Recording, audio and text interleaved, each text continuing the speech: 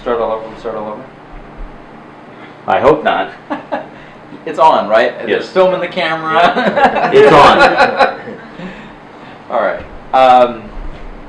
So today is the 5th, Labor Day, 2016. I suppose we should start in the beginning. When and where were you born? I was born in Ahmedabad, Gujarat on April 22, 1940.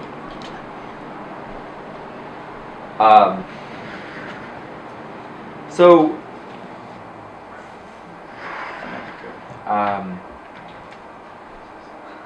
what were you like as a child?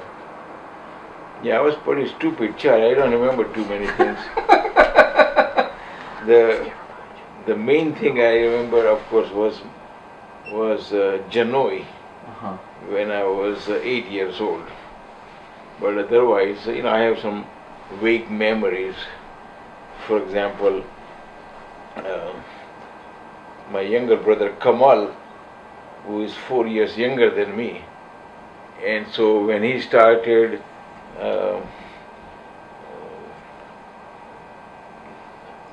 kindergarten, because we used to go in a small private school, and it was one of the unusual schools in the sense that they had kindergarten and grade 1, 2, 3, 4, and then we go to another school.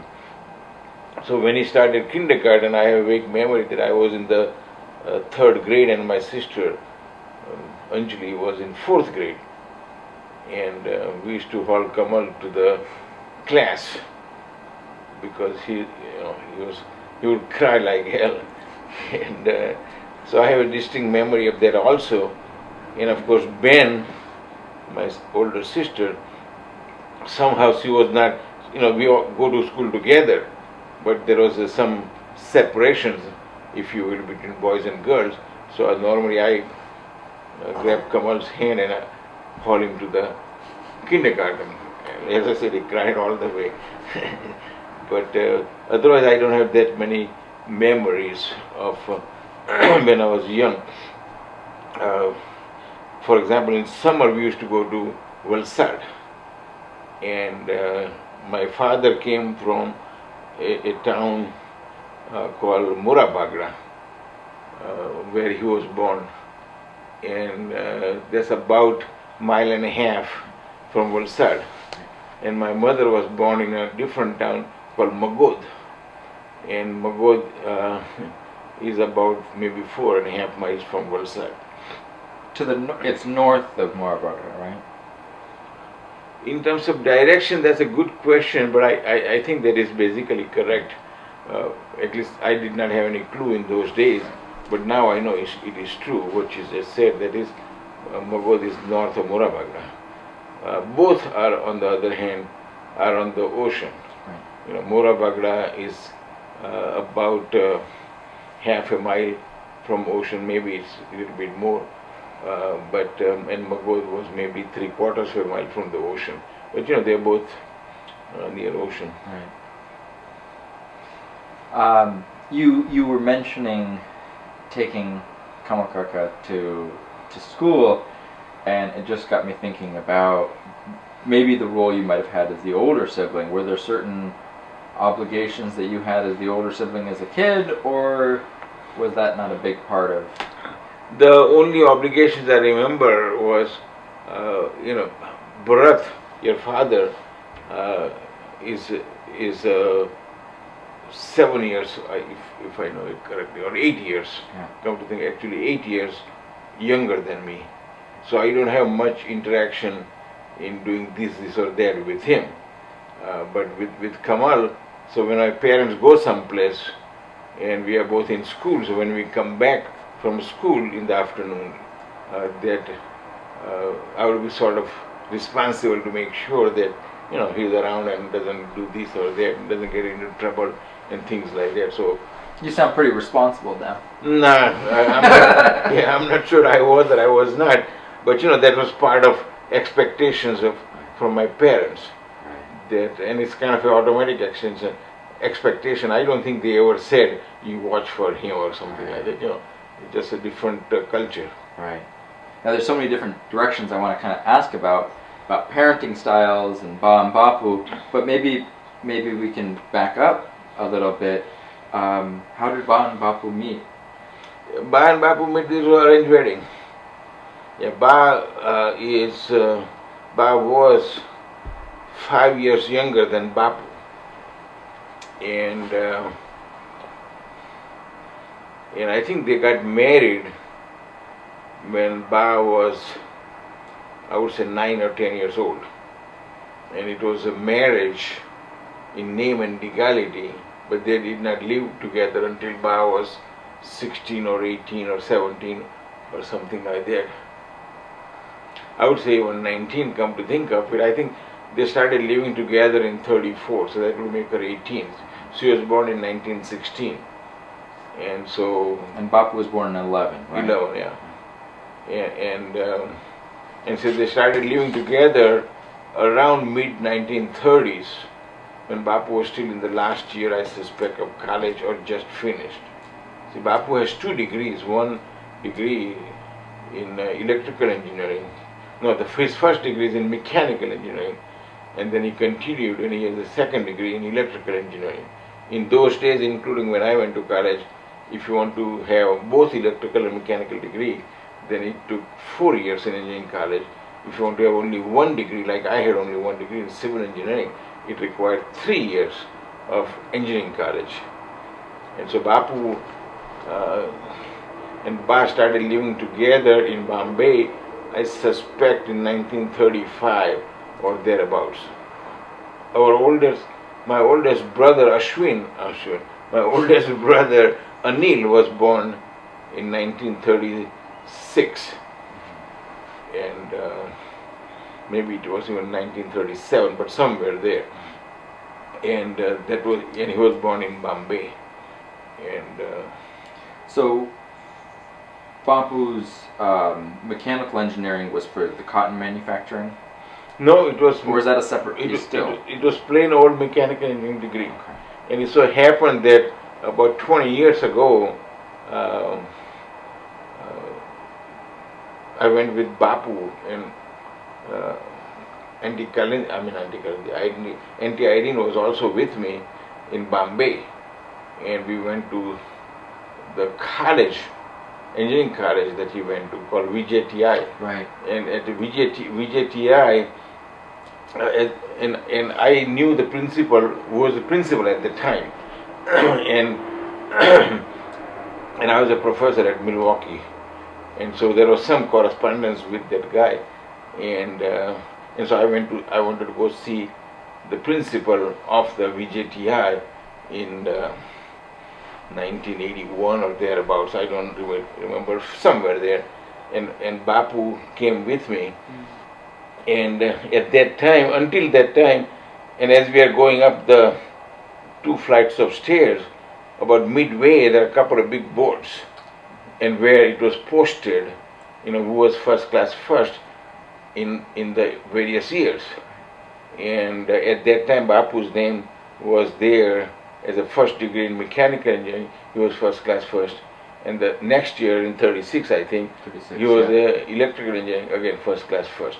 So his name was there, and so that's what he studied.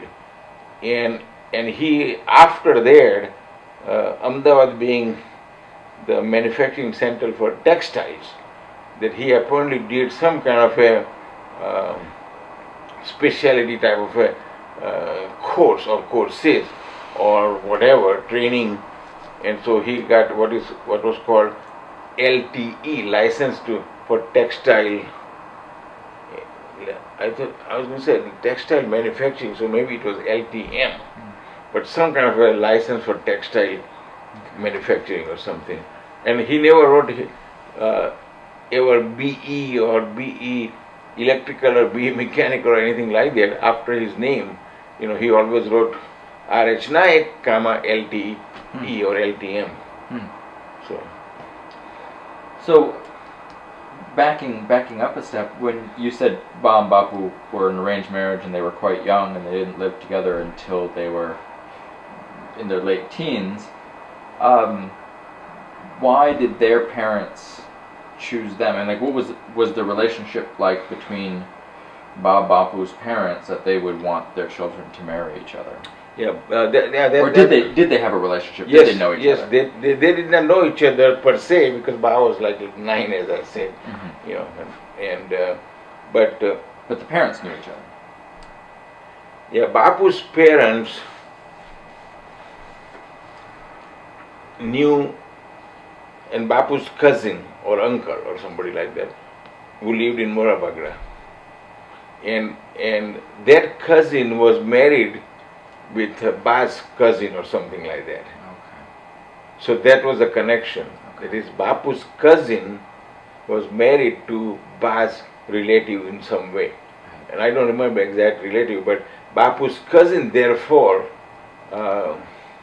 actually, yeah, I think I'm wrong.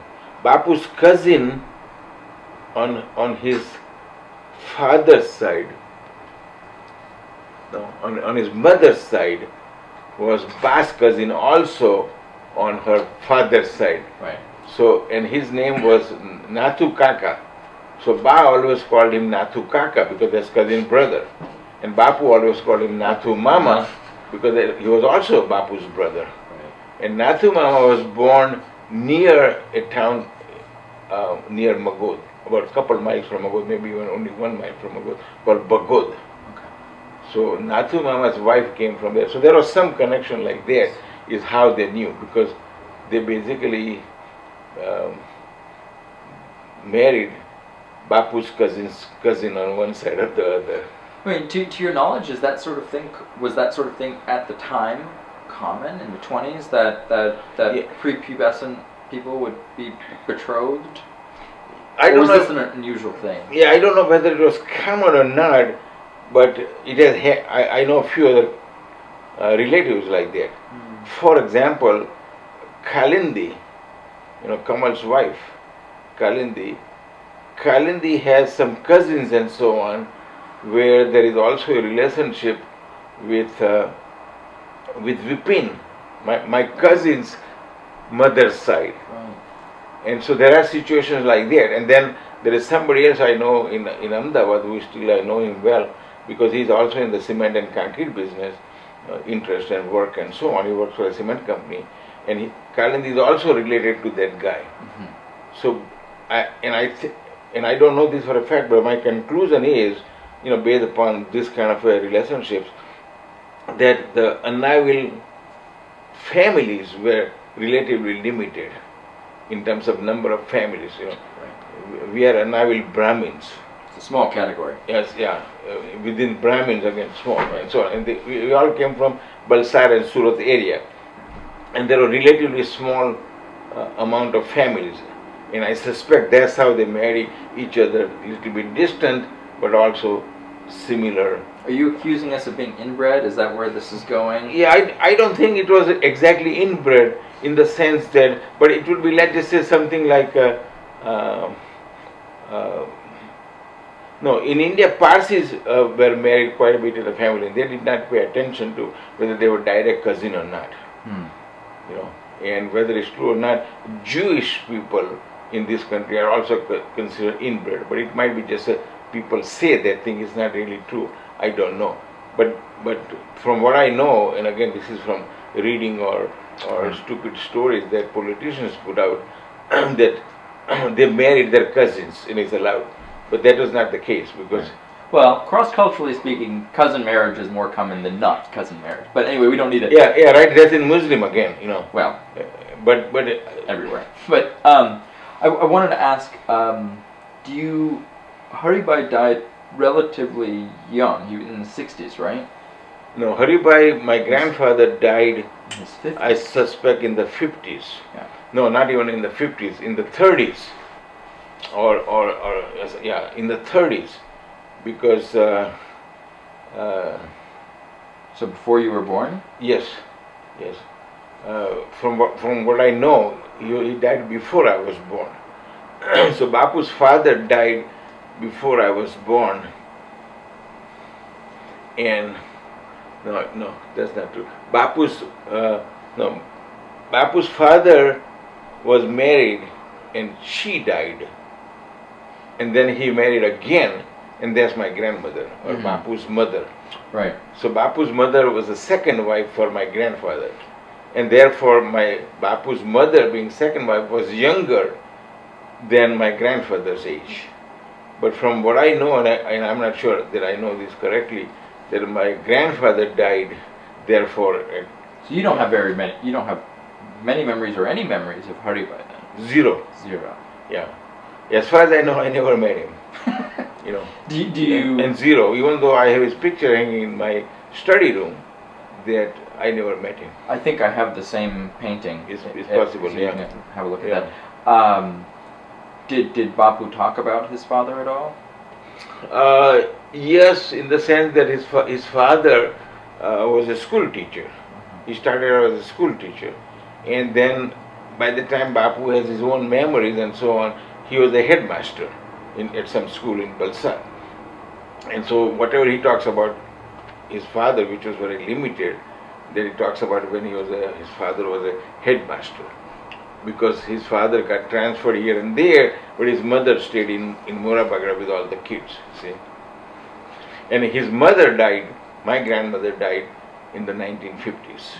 And I remember going to her funeral, in fact, and I would say she died in 57, but you know, it was not 56, it could be 58, but somewhere there. Right.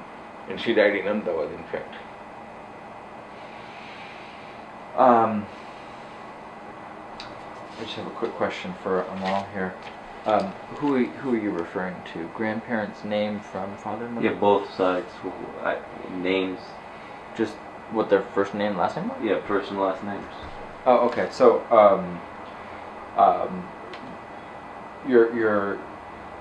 can you just say that the names of all four of your grandparents so we know what they are? Yeah, I don't know how many I know, but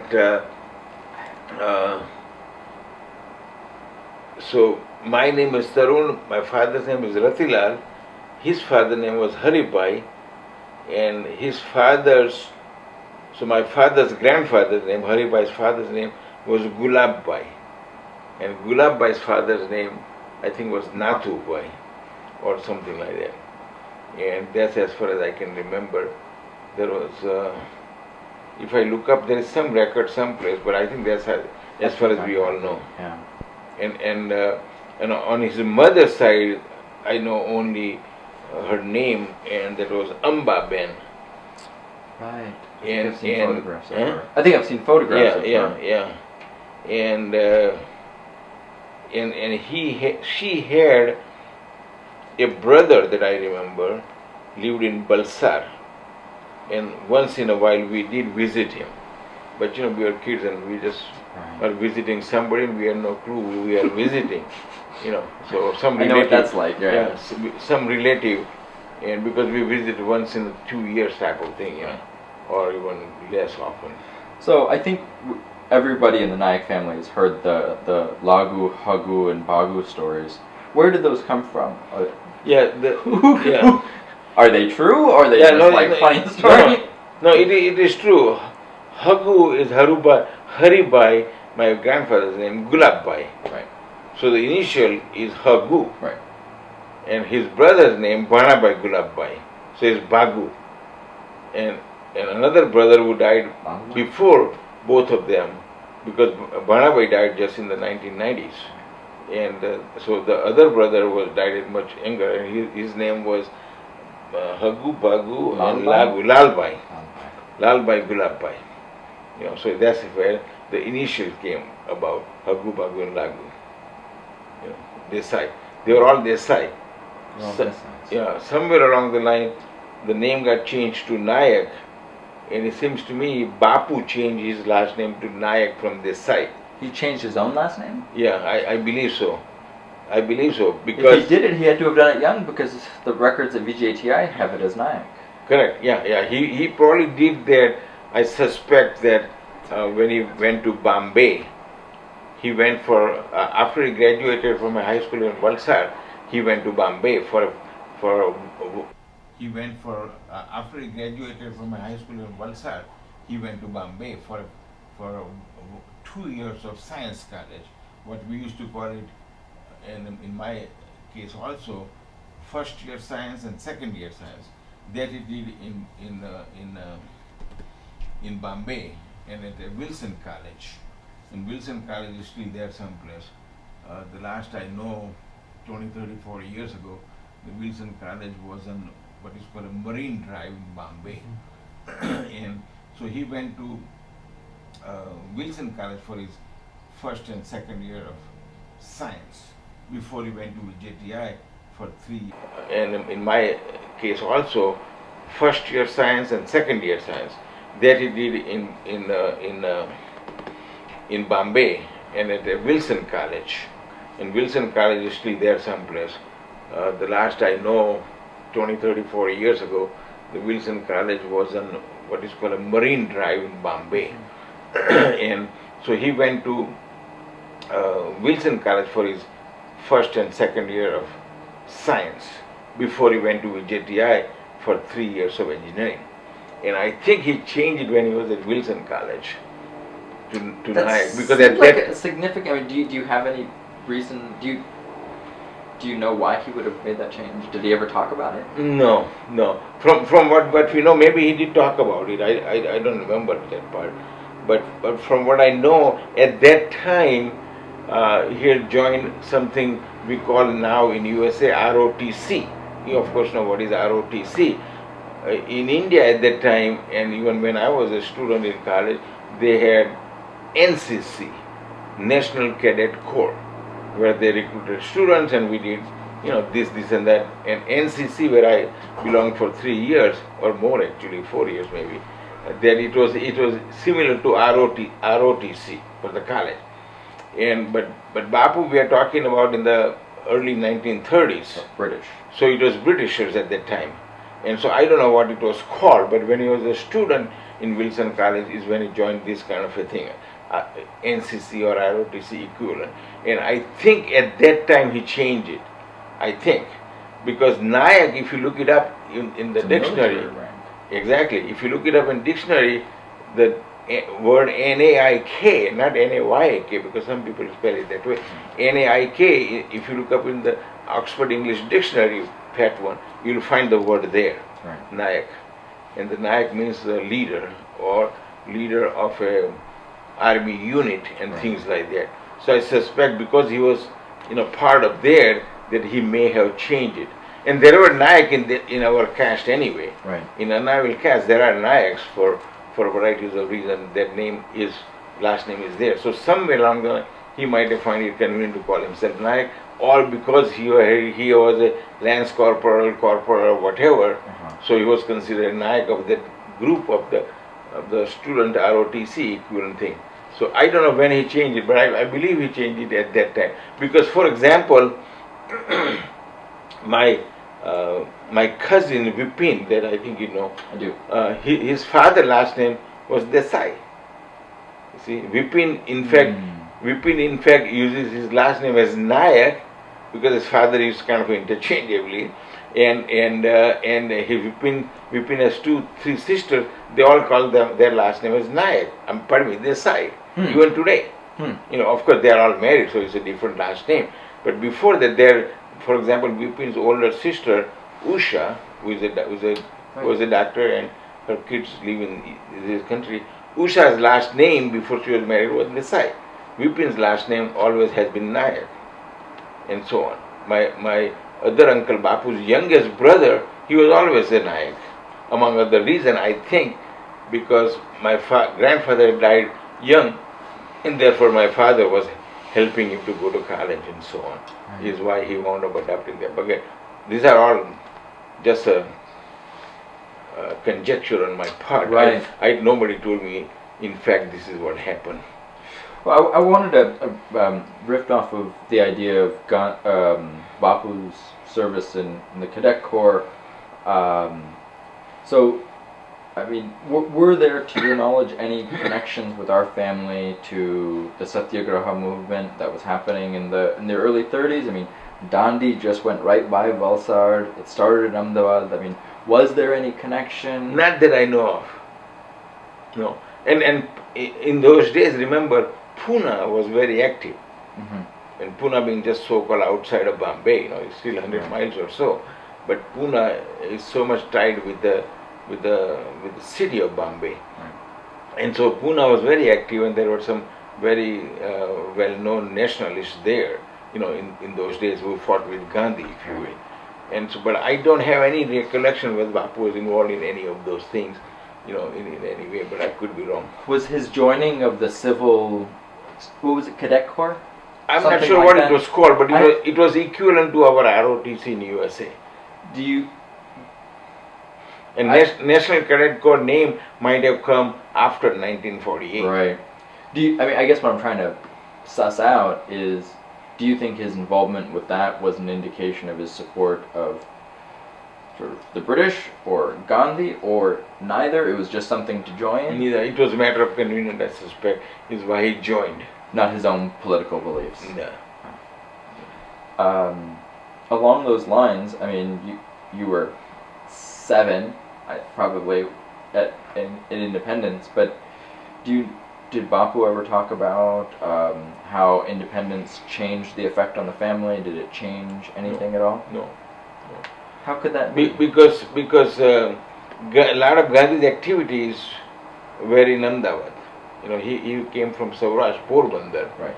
But Ahmedabad being the biggest city in Gujarat then and now, that a lot of things happen in Ahmedabad. Ahmedabad being the industrial city and this and that. And in fact, Gandhi lived in what is known as Gandhi Ashram. And Gandhi Ashram is just 2 miles from where we used to live. Right. So Gandhi's certain time when he went here or there, that he would go by our house. So there were those kind of memories, but I don't have a specific memory.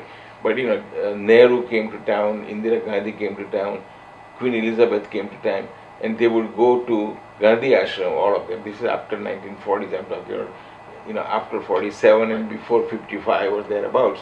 At that time, the motorcade and so on will pass right by us. Mm-hmm. Because they go to Gandhi Ashram, they come from the airport, then they go to Gandhi Ashram, and then wherever they went, the car will go right by our house, But in terms of activities, as far as your day-to-day life or how it affected our families, job opportunities, where we live, living under the British or independent India, the same? Yeah, I would say yeah.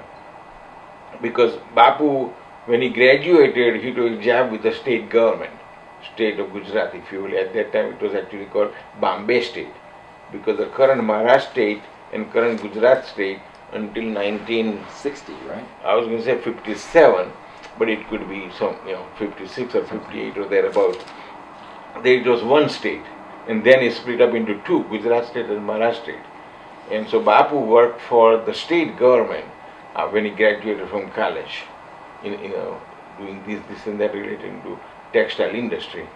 And then and then of course in 48 or 47, I should say 48 Gandhi died, but 47 when he became independent, I don't think any of his activity changed. He still had the same job. Right. I wanted to move in a different direction, but before I do, I was, because of the local Gandhi connection, because of Bapu's connection to the textile industry, which was so much part of the Khadi movement and Satyagraha movement, did Bapu have any opinions about, did he ever speak about the role of textile in the independence movement or anything? Not that I know of. Yeah, okay. Well, but you have to remember, I was a pretty stupid kid. And young, more importantly, you were young. Yeah, and in those days, and it would not surprise me even today, the parents talked only so much with the children. Right. Right. So even if my father had certain inclinations, he never talked to us. But he would get together with Vipin's father. They were good friends as well as brothers. And Vipin's father will come to our house quite regularly. And then one of our neighbors called Mukund Kaka, who was living nearby, also this side, and he came also regularly. And they would talk on a Saturday or Sunday for hours, and then we'd sometimes join in for 5, 10, 15 minutes as kids, and we get bored very fast and we walk away. And they talk those kind of things, politics or independence or Gandhi died and things like that. I have very clear memory where Gandhi died, because Gandhi died, in Bombay, but he lived sort of couple of miles from our house. What is the memory that you have? The memory is that he died in Bombay. He was going for puja or something like that, Right. and I was 8 years old, so not that distinct a memory in that sense. But then he was shot dead and things like that, Right. and very sad environment in Ahmedabad. How did you hear about? Because it was in the middle of the day, so you were at school, Yeah, maybe. yeah. If I have to speculate, I probably heard that same evening, because Bapu, when he came home, normally at 5 o'clock, he would listen to radio, and he probably heard it there, or the newspaper were already out with the one-page news. They used to come out sometime in the afternoon, is how it came about. But my memory is it was sort of late afternoon, rather than so-called evening. Right. Evening, I'm thinking after 6. Right. And I would say it was right around that kind of a time, maybe 5 o'clock, 6 o'clock, 7 o'clock, that type of thing. Was school? Do you know if school was canceled the next Yep, day or anything? yep, like that? yeah, that was the good part. Yeah. I remember then I was in 8th grade. Okay. So how did you and Airnati meet? You and your wife. Oh, my current wife? Your current wife. Yeah, Not your first wife. Actually, she's my first wife and my last wife. And let's see, like we were talking about yesterday or day before, I guess it must be yesterday, because we just came here yesterday, that we met in December 1963. I came to Madison, Wisconsin in September of 1962. In fact, today is what, September 6, is it? 5th. 5. So therefore 54 years ago tomorrow, if I remember it correctly, I came to Madison to study for my master's degree. I finished my bachelor's degree in civil engineering in Ahmedabad in June of 62, and I came to Madison in September, again according to the date I have written down someplace, and it might not be exactly correct, 6th of September. And and then the course at that time was defined as a 2-semester course to get a master's degree. But as soon as I came there, I found out it actually is a whole year course, 2 semesters and a summer typically. And then it's various things evolved, and a bunch of other students who came the same time I did in September of 62, also from Ahmedabad, they pretty much graduated in 2 semesters, and one or two of them 2 semesters plus summer. And I stayed there. I took a job in summer of 63, pardon me. Summer of 63, I took a job working someplace, as a concrete inspector, inspecting the concrete they are making and placing and casting beams and so on, is as a sort of a quality assurance guy. Mm-hmm. Anyway, so I did not go to school in summer of 63. So I was not finished. So I was finished with the credits, the number of credits required, I was finished, but I had to do my thesis, which I was not finished with. So in the fall semester of 63, I took 2 courses, one sort of in engineering and one in computer science, and then also I took a 2-credit to finish my thesis, my master's thesis. And so my fall semester was relatively light course load.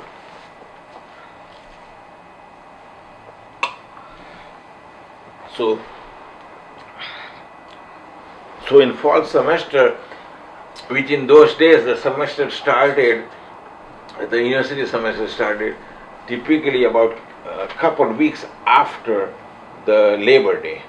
So it started, 18th, 19th, 20, 21 September, that type of thing. Now it starts, the day after Labor Day. Right. But anyway, and in those days the semester finished approximately middle of January.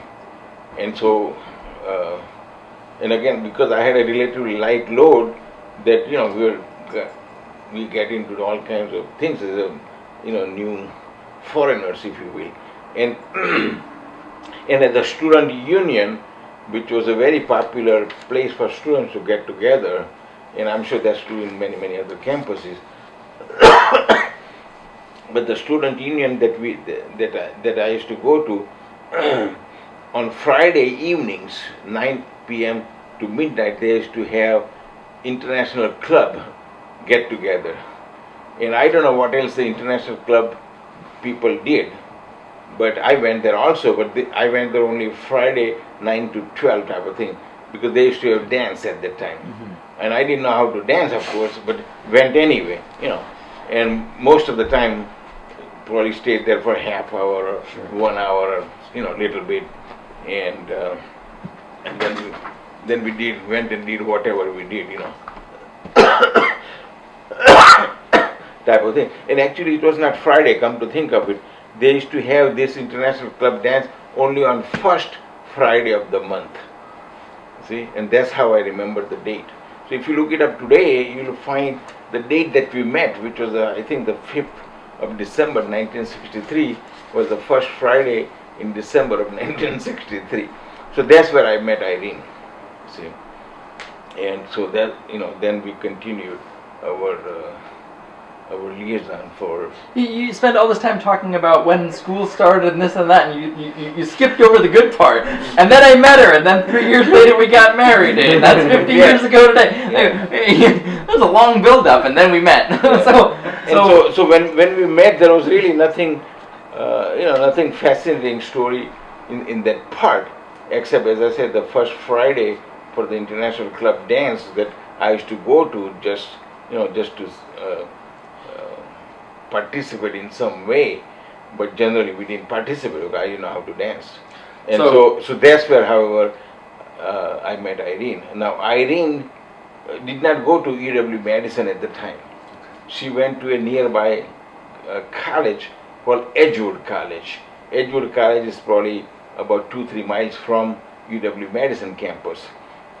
And Edgewood College was a small, for girls only, Catholic school. And she got the admission at UW Madison, but not until after the school started. So therefore she accepted the admission at the Edgewood College in Madison. And she came to Madison, even though she wanted to go to study. She wasn't living in Philippines at the time. So even though she wanted to go to California to study, when the opportunity and discussion came up with her parents to go to USA to study undergraduate, that she wanted to go to California. And Irene's brother then and now lives in Madison. He's an ophthalmologist, and at that time he was maybe a fellow or something like that, doing ophthalmology related training, if you will, and so her parents said, if you want to go to study in USA for undergraduate, you can go, but only in Madison. Because you have because she had her brother there, type of thing. And so that's how she wound up in Madison, but she got the admission after she actually landed in Madison at UW Madison. How did you end up in Wisconsin? Well, how does someone from a warm part of the world choose Wisconsin of all places? Well, among other things, as I said earlier, I was pretty stupid, and I did not know you didn't own a map or anything. I had gotten a map. I tell you a story, but I did not know it's very cold there. I had no concept of that. But when I applied, when my father told me that I could go to USA for my master's degree, I had 1 more year to go in my undergraduate degree, but only if I get good grade and if I get good admission and all those kind of a normal conditions. So I applied to many schools, and among other things, I think I got admission in 3 places, but I don't remember. So I got admission at UW Madison, and I got admission at NYU, and I don't know what the third one was. Maybe there was no third one, but I have memory. I got admission in 3 places out of 10, 15, 20 places I applied, you see. And so then my father's cousin had gone for a master's degree in pharmacy at Michigan State. So I asked him that, if I should go to this UW Madison, or NYU. And his brother, so my father's other cousin and brother of this pharmacy guy, he was doing his undergraduate in civil engineering in Utah, Provo, Utah. And so we asked him also, because he had also just come back after his degree. But my father's cousin, who had gotten degree in pharmacy, master's degree from Michigan or Michigan State, we asked him first, or I asked him first, or whatever. You know, we used to go there to Murabagda in summer, and so we asked him, about NYU as well as UW Madison, and he said to go to UW Madison because he says it's a beautiful campus. He has been there, because Michigan is so-called not that far. And so he'd been there in the summer, and Madison is indeed beautiful in summer. And in fact, if you go there today, and if you live there a whole year, you'll find the summer is indeed beautiful, in many ways.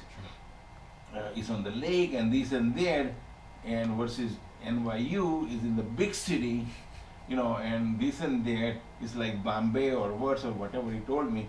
So basically he said to go to Madison. Sure. So I accepted in Madison. That's how I wound up at Madison.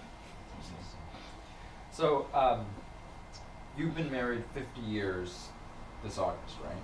Yeah, we were married in August of '66. So August 20 in 1966. So this August, a couple of weeks ago, we were married 50 years. Congratulations. Yeah, thank you. So, Ironanti's parents, her parents had an interracial relationship. You did. Both of your daughters, both me and my brother have.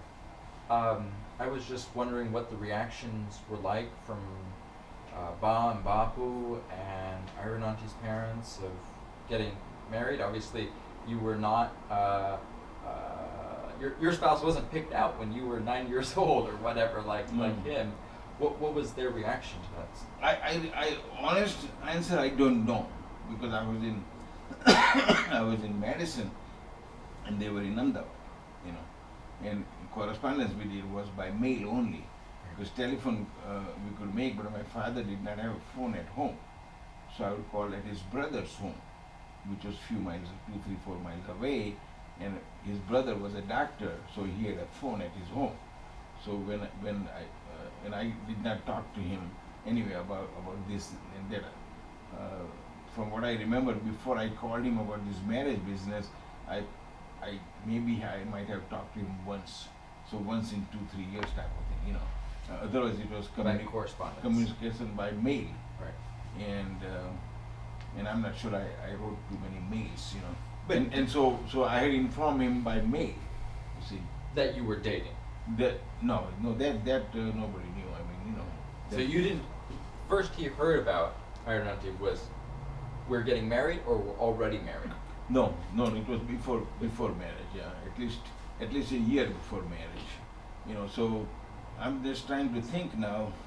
I think I had called him at my brother's home, not wrote him that this is what we are thinking. Of course his reaction was basically the same as I was saying, that you were stupid when you went and you're still stupid to do this kind of thing.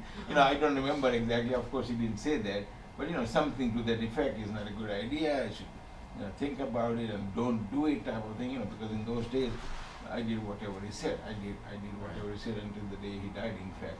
Right. But having said that, basically he said, no in only so many words. Right. And at that time my roommate in Madison, who also happened to be from Ahmedabad, and at that time that he had gone to visit his parents, and so then I must have talked to him or something, and so he went to visit my parents. Mm-hmm. Nothing to do with the marriage, but then you're from Ahmedabad, so sure. Go visit my folks type of thing. They will be happy to talk to you. How am I doing? Things like that. So he did go to visit my parents, and then he brought the news back that they were totally against it, and he tried to talk them into, because he knew Irene well by then. We were not any more roommates because we were living all by ourselves, but he knew Irene very well by then. So she's a nice person and this and that. But otherwise, basic reaction was not positive.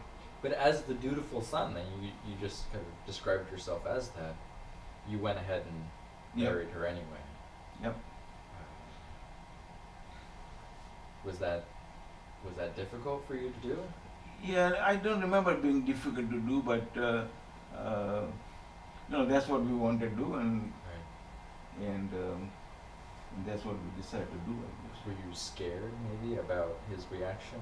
No, not scared. He's probably, by that time I was already 26, versus 22 when I left, and so scared might be too strong, but concerned about his opinion. But by the time we told him, because I didn't call her folks, and they said basically the same thing. They're you stupid or so. But wait, you know. but they, her father's German, her mother's The- Filipino, or the other way? The other way. His father is a Filipino, and he went to study medicine because in Philippines in the 1920s there was no medical college, so he went to study in Germany so he got his medical degree from Germany, and that's where in Berlin, and that's where they met. I thought he worked for the diplomatic corps. No, that's starting in the 50s, Oh. not even 50s, 60s. Okay. So even though they had an interracial relationship, they were still against it. Yeah, oh yeah, because their argument was they know It's you tough.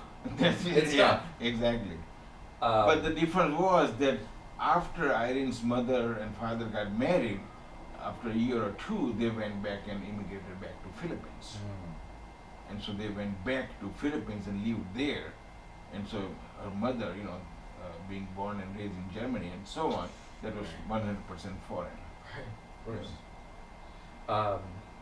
So in the intervening 50 years, both in '66 and then to now, has your experience as someone in an interracial relationship changed?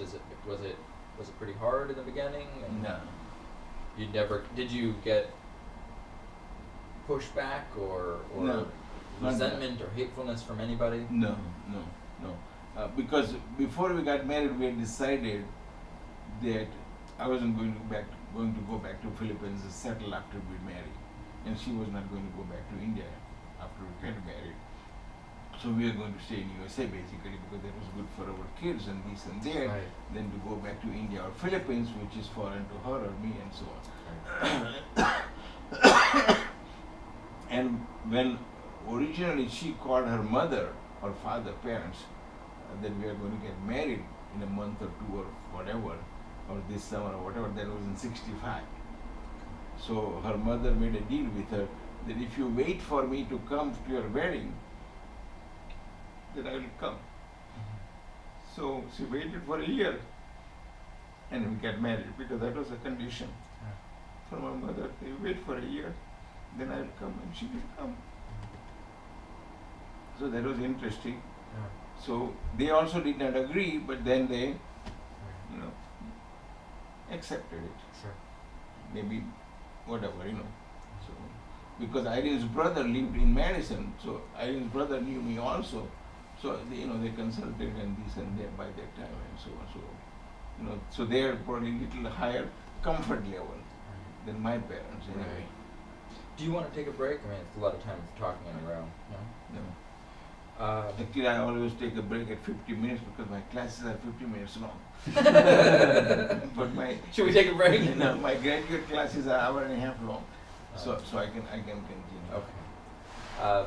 Do you have, after 50 years in marriage, do you have advice to those who are new to it, like myself, or? Not really, because marriage is such a personal endeavor. If there is an advice that Irene and I were committed to, was that we had decided that no matter what happens, we are not going to take a divorce. And I think that put us through. Yeah, I would say that would be the advice. There's commitment. Right. And we went through, various disagreements along the way. Sure. And even today, Irene and I rarely agree about anything. So if I say I want to go visit my brother in Portland. So he said, you were there 18 years ago, what's the hurry? For example. Sure. But however, we discussed some more, and in few hours or a day or two, we agreed we should go. It's about time. We have not been there for 18 years, Right. type of thing. So it's very rarely we start out in any issue to agree up front. We, as a matter of fact, don't agree, even today. But after we talk and we argue and discuss and this and that, and we always agree. In fact, our children, Ela and Nisha, as well as grandchildren, would say that whatever Oma says or whatever Mom says is the same as what Dad is going to say. So even today, they think that we have only one opinion and we agree on everything. But in fact, if they live with us and when you go through the decision process, they'll find out we agree about nothing. We are going to Philippines on October 5, and so when we started discussing a few months ago, I wanted to go in October or even September, and she wanted to go in November or December. And this year I wanted to go early because September, October is actually their monsoon season. Right. So I said, I have never been to a monsoon and typhoon season, so I wanted to go there just to experience there, and so eventually we agreed, we have compromised, and we are going on October 5. But we are both happy that that's what we decided, that type of thing. Right. So. So I'm a new parent, and I'm always thinking in terms of how am I going to raise my kids, and I think it's natural that parents try to take the good aspects of how they were raised and also think, oh, I hated that thing that my mom or dad did, I'm never going to do that with my kids. I was just wondering maybe what Bam Bapu's parenting style was like, and if in what ways maybe that their parenting style shaped how you were a parent. Yeah, I don't know what my parents' parenting style was. You were there for it, though. No, I was supposedly there, yeah. But the only thing that I know clearly then and now, even today, that I did whatever they wanted me to do. And for example, Irene and I were just talking about today that about a year and a half after we met, and I had started working. I was working at the time. This is 64, I believe. Might be 65 actually. A summer. And Babu wanted some money to build the house at 5 Pratima Society.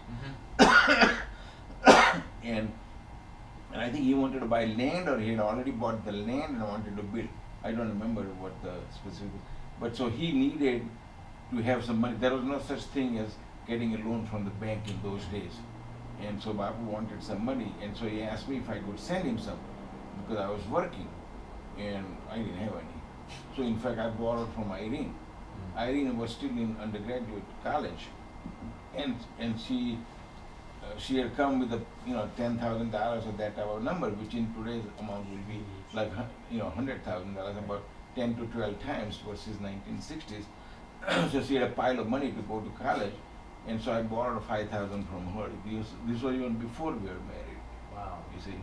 $5,000 in 60s money, so like real. In 1965 summer, if I remember it correctly. Yeah. So you loaned that to Bapu. And so then I sent the money to Bapu. So whatever the relationship was, or however they raised me, my statement would be, and I have made this statement many times before, they did nothing wrong. So all the values they gave me was right. There is nothing that they did that I disagree with in terms of how I was brought up. Whether to believe in this or believe in that or whatever, and because they're not here, it's more difficult to talk about, but it's true. So whatever the philosophy was, I don't know, and I was brought up very strictly, much more so than Kamal, because Kamal was a sickly child, much more so than Bharat, because he probably had given up by then, or Ela did not get, so my siblings did not get much of discipline for one reason or the other, but And my oldest sister was a girl, so she did not go to medical college, or which she did, of course. She did, though, right?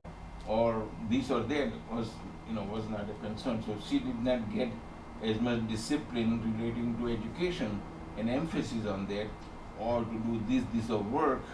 He would send me to buy groceries. Well, groceries, we bought vegetable regularly. That was about all the groceries, shopping responsibility. But that it was always assignment was given to me by my mother, for example. Were they? I just sort of what I've heard from my father, and being 8 years apart in age, maybe it was quite different. But that Ba was home and Bapu wasn't. So Correct. Was that the same experience for you? Yep. That it was. Yep.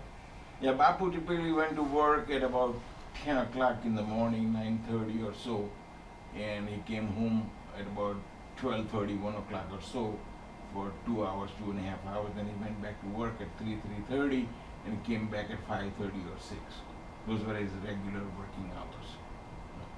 And so that throughout when Bharat was born, and even until I left for USA in '62. And was Ba also as strict with you, or was that just Bapu? No, they both were strict, Yeah. But Ba's Ba how she will impose whatever she wants me to do, and therefore tell me to do, was very clear that I have to do. But she did not demand as much attention from me. She did not discipline me in any way relating to education, for example. My father did all those things. And my mother got in the way many times when he would over scold me or over beat me up or things like that. See, so it's different. So what did I learn from them that I gave it to my children? Probably nothing. Except that emphasis on education. That they had to go to have a good education. Irene's father was a doctor in the 1920s, and he went to Germany just to become a doctor. So he did not go there for graduate education or something. So his Irene's grandparents believed in education enough that sent the son in the 1920s to Germany. See? Right. So she comes from a line of family where education is important. So do I. My grandfather, as I said, was a high school principal and so on. And so what Ela and Nisha got from us was the emphasis on education. That education is important. It is expected that they will succeed and become some professional education, not education in English major or something like that. Go ahead. Well, we were just talking about Ba and Bapu's parenting style and how it shaped yours. Ba was quite religious, right? Mm-mm. No. She was religious, but I won't call her quite religious. Well, how did her faith or her religious belief shape her? If she was religious but not quite religious, in what ways did she perform her belief? I guess did she do pujas, things like that? Well, for example, where we lived in Ahmedabad, all our neighbors were pretty much Jain. And whether it's true or not, I don't know, but my perception is, for example, our neighbors, immediate neighbors, were Jain. And there, the mother and the father, as well as their children, they had 4 children, 2 boys and 2 girls. And they all went to next door, a little Jain temple. Right. Every day. Just across the street. Across the street. Right. In fact, you are correct. And so the mother, the father, the oldest son, and then next was a daughter, then was a son, and then a daughter. And and my age was sort of in between the youngest daughter and the youngest son. So they were more or less, however, similar. The other were 2-3 years older than me, 4 years, 5 years older than me, but similar. They all went to the Jain temple every day. Versus in my family, nobody went to a temple every day. or anywhere near every day. But every so often, when there is some specific, and I kind of remember especially Hanuman Jayanti. Now it so happens that I was born on Hanuman Jayanti. But Ba used to go to Hanuman temple whenever there was Hanuman Jayanti. And I never knew that has anything to do with my birth. And I'm not sure that she went because of that, because she never related the two together, you see.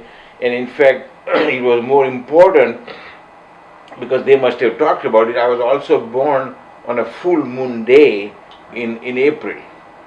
And I know she talked about that in Chaitra Punam, you see. And so she talked about that I was born on a full moon day. And maybe that's why I'm half crazy, I'm not sure. But either way... I thought if you're born on a full moon, you're supposed to be blessed, not crazy. Oh, is that right? Okay. Maybe I'm crazy enough to think I was crazy. But having said that, so, Bapu would go and Bapu will take her to the temple. Because the Hanuman temple was probably 7-8 miles from our home. So Bapu will take her there, So whenever Baba wants to go there, he will take her there.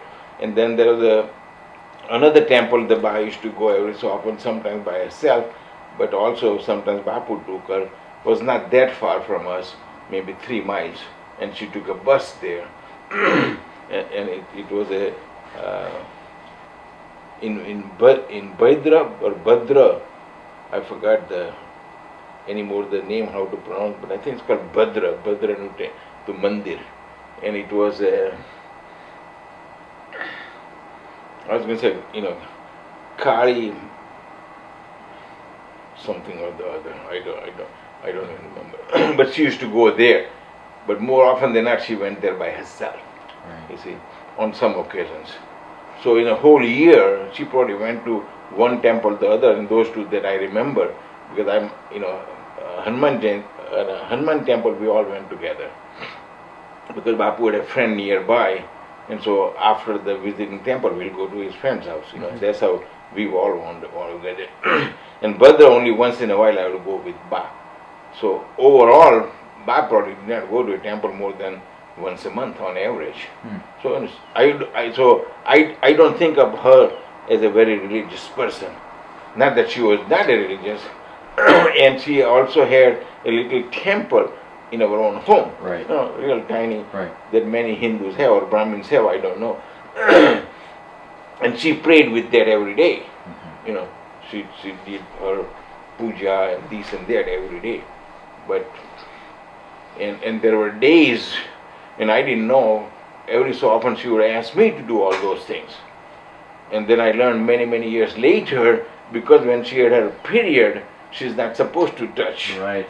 And I learned that probably, I don't know how many years You were later. an adult probably, yeah. Or more, even then I did not know what's going on, So, but I eventually figured out that that's what, right. why she asked me. Somehow she did not ask Ben to do it.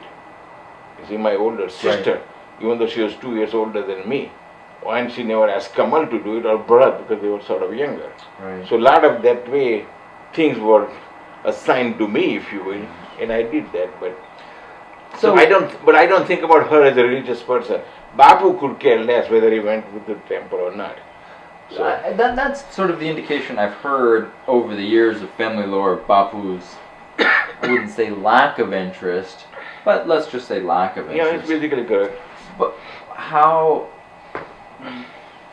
why is so much of his art dominated by religious themes? Not only Hindu, but Jain and Islamic. Is it just aesthetic? Or aesthetic or what he picked up, and he has been to temple after all. But in no way it was devotional art, as No. far as you're concerned. No, not in my opinion. I had one question. We went to Shirdi last time we were in India. My dad, my mom, and Ajay and I. Where did you go? Shirdi, Satya Sai Baba no Mandir, and Which state? Maharashtra, near Pune. Oh, okay. It's just a drive. Maybe Nasik?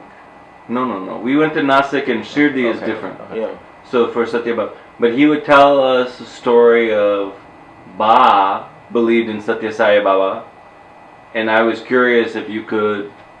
What are your thoughts? Did you see any of that? I mean, Bab believe in Satya Sai Baba or whatever he preached is probably, correct. Satya Sai Baba came into the picture in the 50s. He was not there before, wherever he was before that. At least he was not known in Ahmedabad. So my memory is that he came into the consciousness of people in Ahmedabad, some religious person in the early 50s. Until then he did not exist, so to say. So Satya Sai Baba was a new god, if you will, and I don't even know whether he was alive at that time or not, or when he died or whatever. well, yeah, he passed away at 1890. Okay. So very long ago. So I mean, I was just curious on what if you could either collaborate that. No, so Ba believed in this or that, and he's just one of the person that she prayed to, for example, or her youngest sister, who was not, who was, let's just say, lower middle class type of a job of her husband. This is my uncle's husband. I mean, my uncle's job was an ordinary job and did not make a lot of money and relatively middle class, but at the lower end of the middle class, And so she was more religious, my mother's youngest sister. And I think the Sai Baba, I think she learned from her, you see, because she was a little bit more. The poorer you are, even today in USA or in any other country, the poorer you are, the more you believe in God, you see, because you have nobody else that you can count on. Certainly you cannot count on government, any place in India or USA and so on, only so much, and you pray to somebody that you'll have a better life, you see. So poor, uneducated, the more poor and more uneducated you are, the more you believe in God, So earlier you were saying that so much of your experience was shaped because Bapu told you to do something, like come to the US. Bapu said you can go to the US. So I was wondering if you could maybe tell us a little bit about that experience, like how did you end up coming to the US? Yeah, Bapu believed in education, as I said, and emphasized education as an important part of growing up. And he made damn sure that we got a good grades and so on. I didn't, but that's a different story. And so, but when I graduated in those days, to go to the next level of education, which is science college, is when you graduate from high school. And in those days we used to call SSC, secondary school certificate, is what we got in those days, and it was the 11th standard, not 12. And so 11th standard is the SSC standard, if you will. And until the 11th standard, all our exams were administered by and progress monitored by and controlled by and dictated by the school that you went to.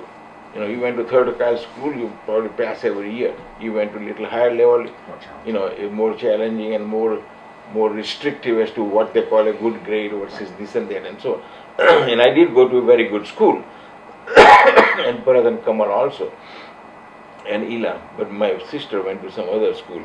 But anyway, and so, why was I talking about that? Oh, so I was an ordinary student. I did not flunk any grades, but every so often I would flunk a subject. For example, Sanskrit, I failed here and there. But even in those subject languages, I barely passed. So there were subjects that I barely passed, but never literally got an F grade. But I never got an A grade either. Once in a while, the only A grade I got was in math. Somehow. And which is kind of surprising in the hindsight anyway. But I know that in math I always got 100 out of 100, and there was no such thing in those days. A grade was 60. You got a 60 out of 100 or more, you get an A, equivalent to a first class. And I used to get 100 out of 100. I don't know why. And my teacher used to say, "Tunde mati bhinna," because he knew I got ordinary grades. And in math I was always sort of number one. So he used to say, "Tunde mati bhinna." So I don't know much of Sanskrit, but that I still know. You know what that means? What does it mean? Tunde mati bhinna means each head has his own magical powers. And he is damn right about it. He is really right about that, my teacher. Right. And I think he was my 6th grade teacher, if I remember it correctly, classroom teacher, But anyway, and so, but the only grade that counted to go to the science college, which is now a college, was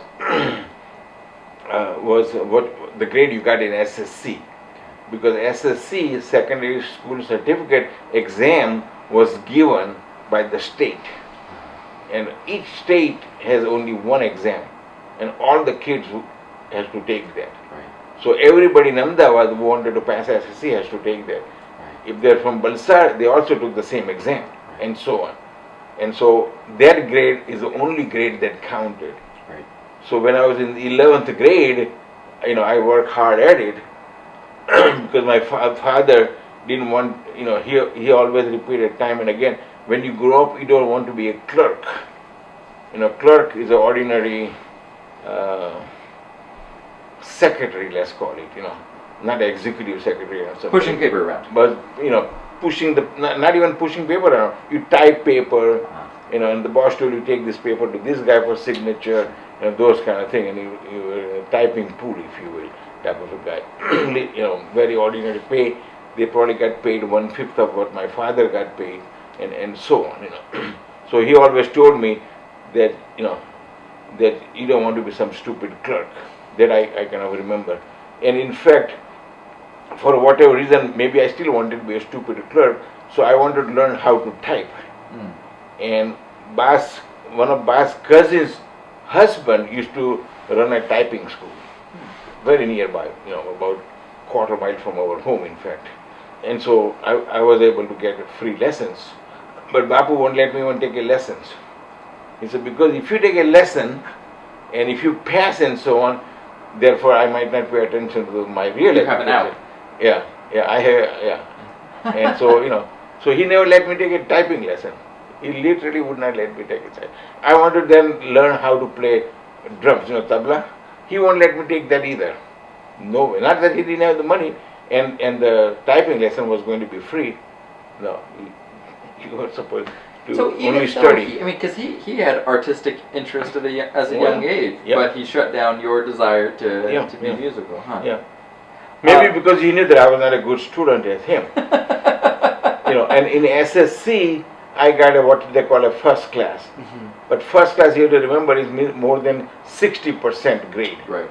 And so I got more than 60% grade in the 6th or 7th subject we were supposed to take, and so I got a first class. And that's what counted to go to the science college.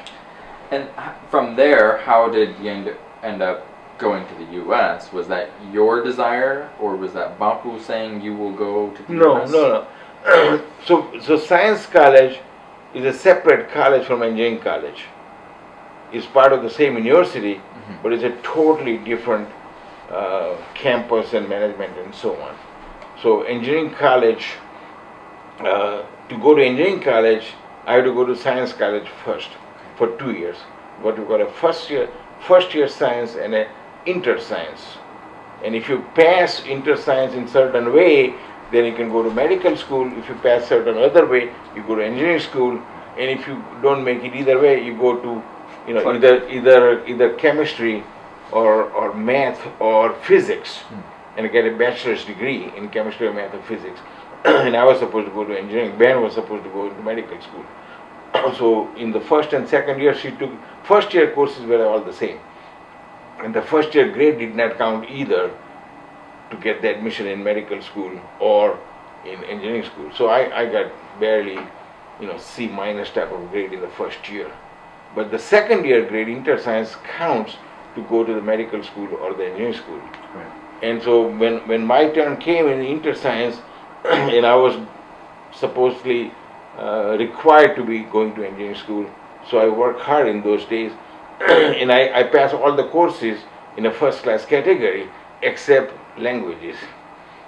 And we were required to take 3 languages in those days: Gujarati, Hindi and English. I passed English because it was only pass-fail type of a grade required. And I passed Hindi, pass-fail type, but I did not pass Gujarati. Can you believe that? And so I could not go. Even though that grade did not count in terms of merit of who gets admitted to the engineering school or medical school, the language grade did not count. Right. They set it aside. They counted only what you got in math and physics. In my case, and chemistry and whatever, biology for Ben, for example, to go to medical school. So I got good grade in all those things, but I failed Gujarati, so I could not go to engineering school. So I had to repeat the whole damn year. I had a choice of repeating the whole year and still have an opportunity the year after to go to engineering school, Right. or I repeat only the course that I failed, in which case I have aggregate good grades, that is passing in Right. language and good grade in math and so on, but in two separate exams. Right. So I still cannot go to engineering school under those circumstances according to the rule. So if I had to do it again, I had to do everything all over again. So I did everything all over again, and I was able to get in. And in fact, in those days I had learned that if you do, NCC we talked about, National Cadet Corps type of thing. Right. If you do that, you get some brownie point to go to the engineering school. And if you play some sports at the college level, you also get for each sport certain brownie point. And if you got a certain grade, you get a certain brownie point. So I joined NCC. So I got a brownie point to go to to engineering school. And then I joined all the sports that they would let me.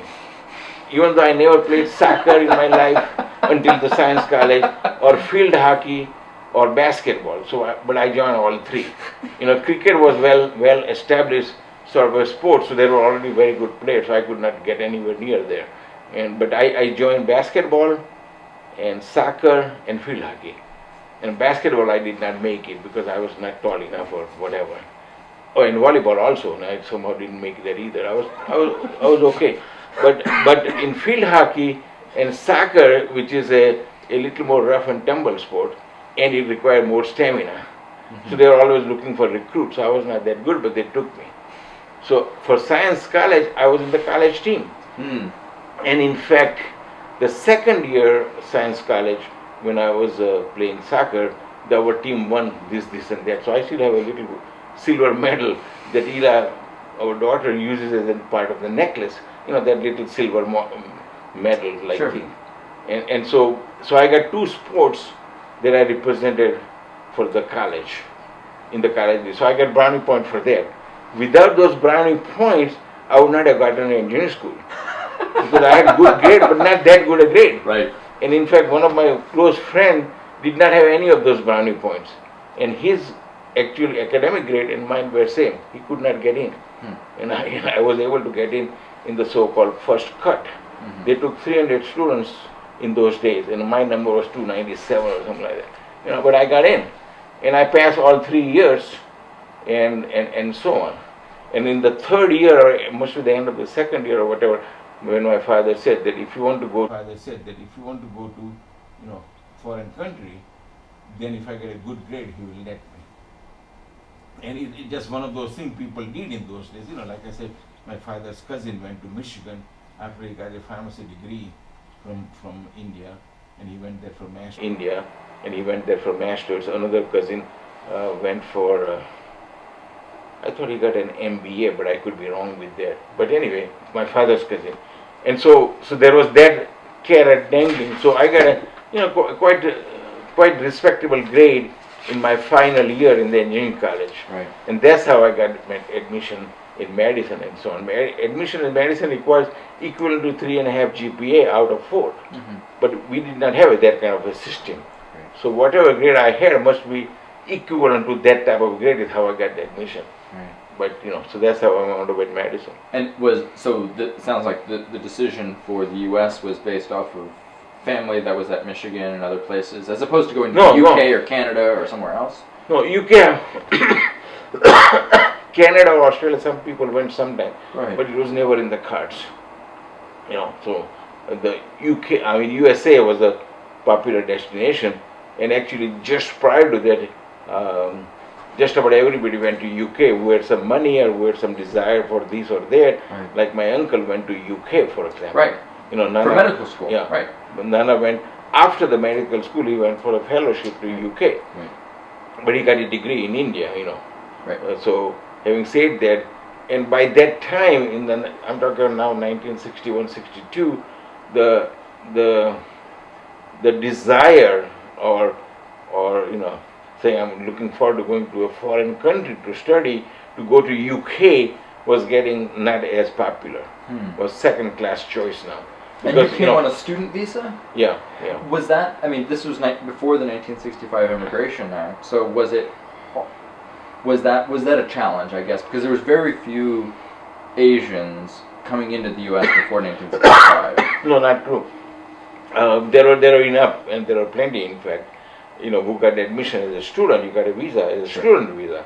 That was not the 65 visa that you're talking Right. about. You're talking about so-called green card. Right. And so there are many students at UW Madison in varieties of areas: chemistry, physics, math, statistics, economics, and of course engineering. There were plenty, and so on. Even the when I came in '62, there were 6 of us from Ahmedabad who came. Wow. So all in the same. So once you got admission, you got a student visa.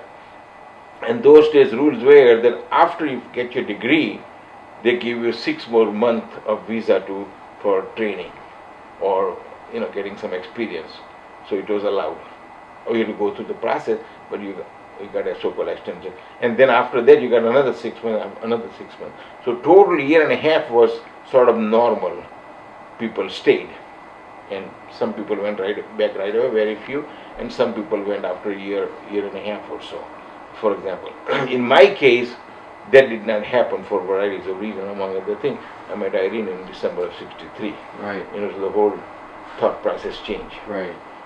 So on what visa were you able to stay with? Did you have some sort of Well, work visa? so the first year and a half was the normal visa that I applied for, Right. and had the experience and so on. And after that so this is now, and I graduated in '64 January. For a master's degree, so I could stay until 1965, about midway through, so a year and a half from January '64, and so I got those kind of visa. And then if you had a job and the employer applied for you, then you could get a green card. So by the time about mid '65, so must be the early '65, my employer in Madison applied for me, and so I got a visa. About mid 1966, that is green card. What challenges do you have particular stories that stand out to you about challenges of being an immigrant? Nothing. As an Indian, as an immigrant, mixed marriage, any racial Yeah, animus? mixed marriage did not come until '66. Right, but in, let's say, for instance, the first 5-10 years in the U.S. First 5 years more like it, so until a year after we were married, we got married in '66 August, so it was 4 years after I came to U.S. Right. But there was no problem in those days, as far No racial animus. not that I saw anything, because Madison then and Madison even more today is a very cosmopolitan city. Right. We have tons of foreign students there, and tons of foreign faculty, and tons of foreign researchers then and even now. You see, so Madison was a different city in that sense. You see, Right. so I don't have any bad feeling. That's great. For example, I took a job. Very first job I took was in summer of '63. So 9 months after I arrived in Madison, I had a summer job at a factory where they were producing concrete products. As I said, concrete inspector, if you will. That I had to check out that everything is done according to specifications, and I got the job. No problem. Right. And there was another Indian guy who was also a student. He was working there for his summer job, and so he's the one who recommended my name. And when he worked there the summer before '62 summer, that he must have done a good job, so that the chief engineer there was willing to hire another Indian student. You see, is the way I look at it. And my dad has told me a story rather similar to that. His employer had only known 1 or 2 Indians, and they were hard workers, and so my dad was given a chance. Exactly. And then the job I got in Madison, after I finished, first I worked in Chicago for about 6-7 months, and Irene was already, she was still a student, so she was still living in Madison. So I had a job offer from, I think, Pittsburgh and Chicago. The Chicago guy paid me less, but I took the job because it was nearer to Madison, if you will. But having said that, And that was a very, very small company. There are 3 employees total. The owner and his loyal employee for many, many years, and new kid that he would hire every so often like me. So he had only 3 guys. And the guy he had hired before me was a Pakistani guy. You know, who came to as a student and working there after he finished and so on. So he must have worked hard and so on. I don't really know because I never met that guy. Right. But he quit, and that's how I got the job. And then once I got the job in February of '64 in Chicago, I was still looking and continue to look now to get a job in Madison. Because from Chicago, every weekend I went to Madison. And it took a long time to get out from the south side of Chicago to north side of Chicago. Typically it took an hour and a half or 2, and another hour and a half I was in Madison. You know, so it took a lot less to go to Madison to Chicago than within Chicago from south to north, you see. So, but the job I got in Madison, there was also an Indian guy who worked there. And and he did not get the job there, but the Indian guy knew some other engineering professional, engineering employer. So somehow they met, and I don't know all the details. And so that guy who knew this guy, other engineer, who also had a company, and so he recommended him that he's a good person and this and that. So that's how he got the job at a company called Virgin Engineering. So Willard Virgin hired this guy based upon Willard Virgin's friend's recommendation. And when he quit, he was happy to hire me. Right. Because again, good experience, you see. And at what point did you go? Did you make a conscious decision that you wanted to go into academia, or? Not really, but I was not very thrilled with the job. It was pretty routine work. You know, I did design a lot. It was a very, very good job in terms of experience. You know, so I for example, the Pittsburgh job offer that I had, they were working only in building electrical towers. You know, for transmission line, you have seen those 4-legged towers. You know, we call it lattice structure. Okay. And so that company did only that work. So if I would have taken that job, that's all I would have done. Designing steel towers. Once you design one, you basically copy for the second one, because some load changes, but you know, there's not much challenge remaining in there. Right. So I didn't take that. The job that I took in Chicago paid less, but because it was a very tiny company, they got into all kinds of work. Right. We did this kind of a concrete, we did that kind of a concrete, we did that kind of a steel, that kind of a wood, you know, varieties of different buildings that we worked on. And so when I got this job in Madison, the same thing. You know, I did a lot of different types of design, concrete and steel and wood and what have you, see. So that's how, you know, there was no problem. But I was still tired of working there after a year or 2. And it so happened that last semester at Madison for my master's degree, I was getting good grades there, by the way, for master's. And so the professor who was teaching concrete in those days, you know, he asked me the last semester when I was going to, a few more months I was going to graduate, that he would give me a scholarship if I want to continue for PhD. You know, I had never thought about PhD. I mean, I didn't know if I'm even capable of doing PhD, you know. So I wrote to Bapu, and Bapu says, no way, Jose, you know, that you finish up and you come here and this and that. He wanted you to go back to India. Yeah, and that was the plan. And at that point, was any of your siblings in the US, or was everyone still in India? No. Ben came to USA, I would say in '65. Okay.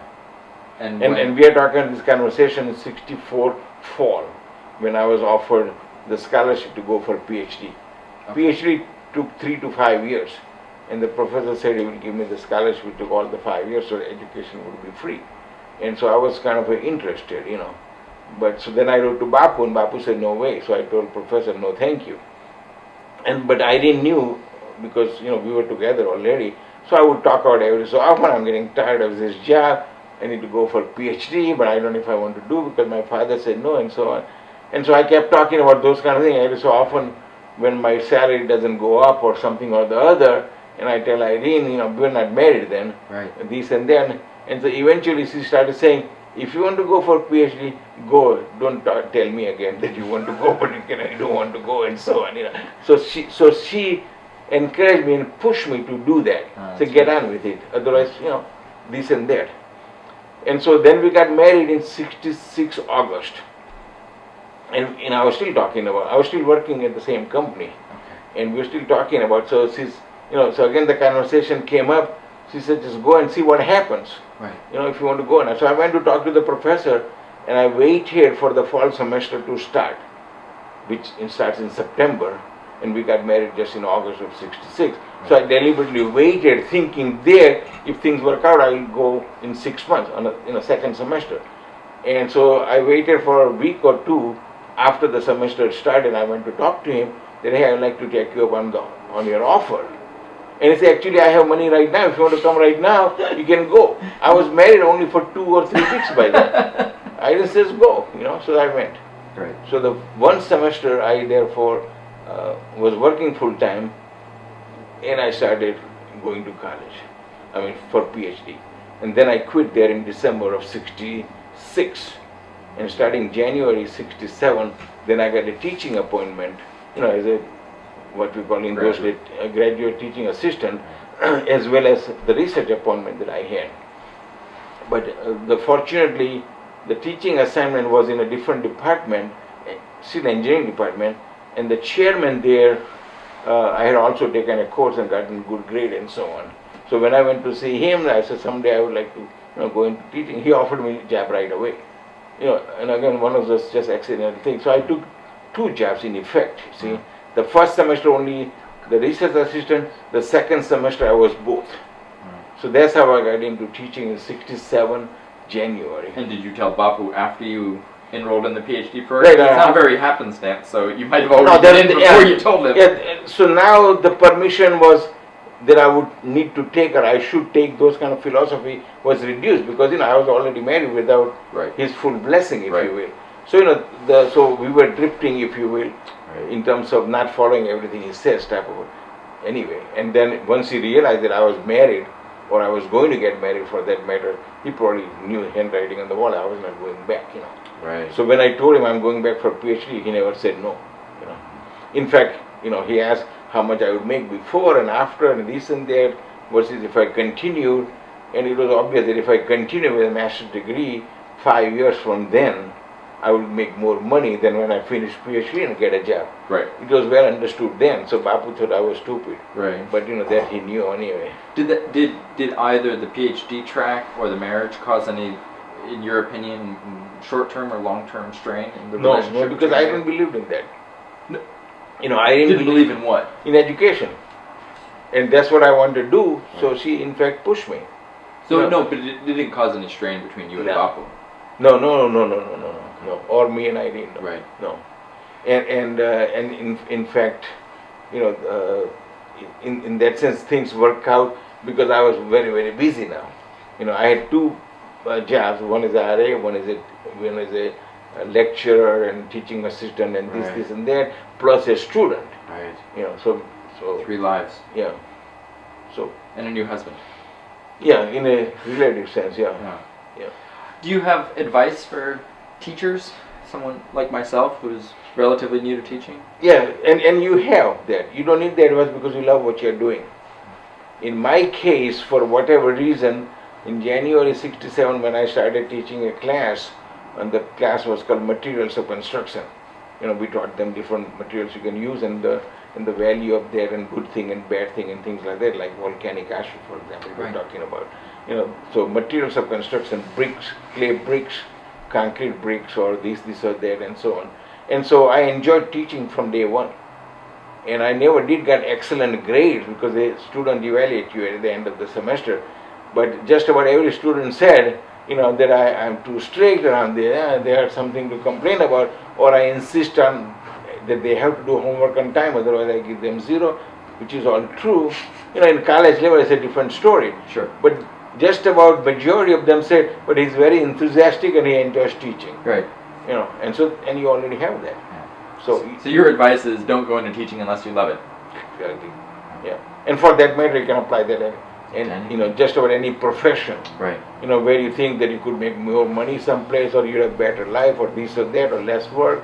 You could be a truck driver making more money today. I could. Yeah. Don't I know it? Yeah. And we all know it, you see. Right. And Bapu used to say, as a matter of fact, many times, when we had a conversation, he used that as an example. That, because he used to read quite a bit. So he was somewhat aware of Western culture, if you will. And so he used to ask me how much truck drivers make. And truck drivers made a lot of money, like $18 an hour versus, guys like me made $11 an hour, Sure. And so they make a lot of money. So his argument was, why not become a truck driver, you see? But it's a different life. Right. And so, same thing in your case or any other case, unless you love what you do, you're not going to be successful. Because you could be a truck driver. So, and make more money. Very few Americans today have had the opportunity that you've had, which is to be in one line of work your entire career. What lessons has your work life given you about? Yes, and other aspect, because I was an engineer, but actually I'm an engineer, that I never got fired from any jobs. Which is not a luxury everybody has, including a school teacher. Right. Even the school teacher very rarely gets quote unquote fired, but there are times that economy goes to hell and they cut the budget and they lay off 10% of the school teacher, for example. Right. So but in my case as a civil engineer, I never got fired from any job. So I always had a steady job, steady income, and no problem that way to progress. You see, so nothing got in the way. Right. Did you learn any sort of lessons from your work life that sort of, I don't maybe know how to word that question correctly, but any sort of advice that's come out of a life within one career? Yeah, no, the same thing. That gravitate towards what you love to do. And I will give an example. In the first few years of my life, when I changed job, I got less money than what I had. When I left Chicago to work in Madison, because Irene was still a student in Madison, that guy offered me less money. Right. But he was doing more varieties of job, and it was near Irene and so on. So I took that job. Right. When I quit that job, I went for PhD. Even less. And my salary, quote unquote, even got less. Right. But I still went, and I had never regretted that either. Right. Going to Madison to work from Chicago, or from Madison to UW Madison. And then after UW Madison, I had a PhD now in '72 January, and I could have gone into this or that, but instead I decided to go work for a friend who was already in a engineering business. But it was a small company again. He did not have any engineers actually on his staff. Only him and 2, 3, 4 other technician type of work, and summers he would hire some engineers and so on. But he offered me a job, even though there was not that much work for a second engineer. So he offered me even less money than I was making at Madison. I still took it. Yeah.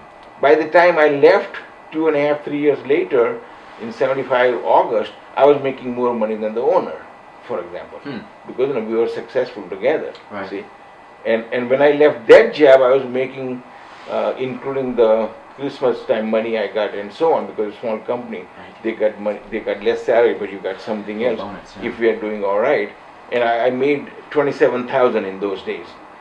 And UW made it was because you love what you're doing. In my case, for whatever reason, in January '67, when I started teaching a class, and the class was called Materials of Construction.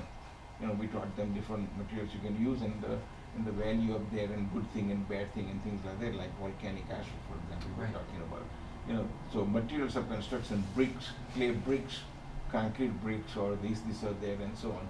And so I enjoyed teaching from day one. And I never did get excellent grades because the student evaluate you at the end of the semester. But just about every student said, that I'm too strict, or they have something to complain about, or I insist on that they have to do homework on time, otherwise I give them 0, which is all true. In college level it's a different story. Sure. But just about majority of them said, but he's very enthusiastic and he enjoys teaching. Right. And you already have that. So your advice is don't go into teaching unless you love it. Exactly. Yeah. And for that matter, you can apply that in just about any profession. Right. Where you think that you could make more money someplace, or you have better life, or this or that, or less work. You could be a truck driver making more money today. I could. Yeah. Don't I know it? Yeah. And we all know it. You see? Right. And Bapu used to say, as a matter of fact, many times, when we had a conversation, he used that as an example. that because he used to read quite a bit, so he was somewhat aware of Western culture, if you will. And so he used to ask me how much truck drivers make, and truck drivers made a lot of money, like $18 an hour versus guys like me made $11 an hour, Sure. and so they make a lot of money. So his argument of, why not become a truck driver? You see, but it's a different life. Right. And so, same thing in your case or any other case, unless you love what you do, you're not going to be successful. Because you could be a truck driver So, and make more money. very few Americans today have had the opportunity that you've had, which is to be in one line of work your entire career. What lessons has your work life given you about? Yes, and other aspect, because I was an engineer, but I still am an engineer, that I never got fired from any jobs. Which is not a luxury everybody has, including a school teacher. Right. Even the school teacher very rarely gets quote unquote fired, but there are times that economy goes to hell and they cut the budget and they lay off 10% of the school teacher, for example. Right. So but in my case as a civil engineer, I never got fired from any job. So I always had a steady job, steady income, and no problem that way to progress. You see, so nothing got in the way. Did you learn any sort of lessons from your work life that sort of, I don't maybe know how to word that question correctly, but any sort of advice that's come out of a life within one career? Yeah, no, the same thing. That gravitate towards what you love to do. And I'll give an example. In the first few years of my life, when I changed job, I got less money than what I had. When I left Chicago to work in Madison, because Irene was still a student in Madison, that guy offered me less money. But he was doing more varieties of job, and it was near Irene and so on. So I took that job. When I quit that job, I went for PhD. Even less. And my salary, quote unquote, even got less. Right. But I still went, and I never regretted that either. Going to Madison to work from Chicago, or from Madison to UW Madison. And then after UW Madison, I had a PhD now in '72 January, and I could have gone into this or that, but instead I decided to go work for a friend who was already in a engineering business.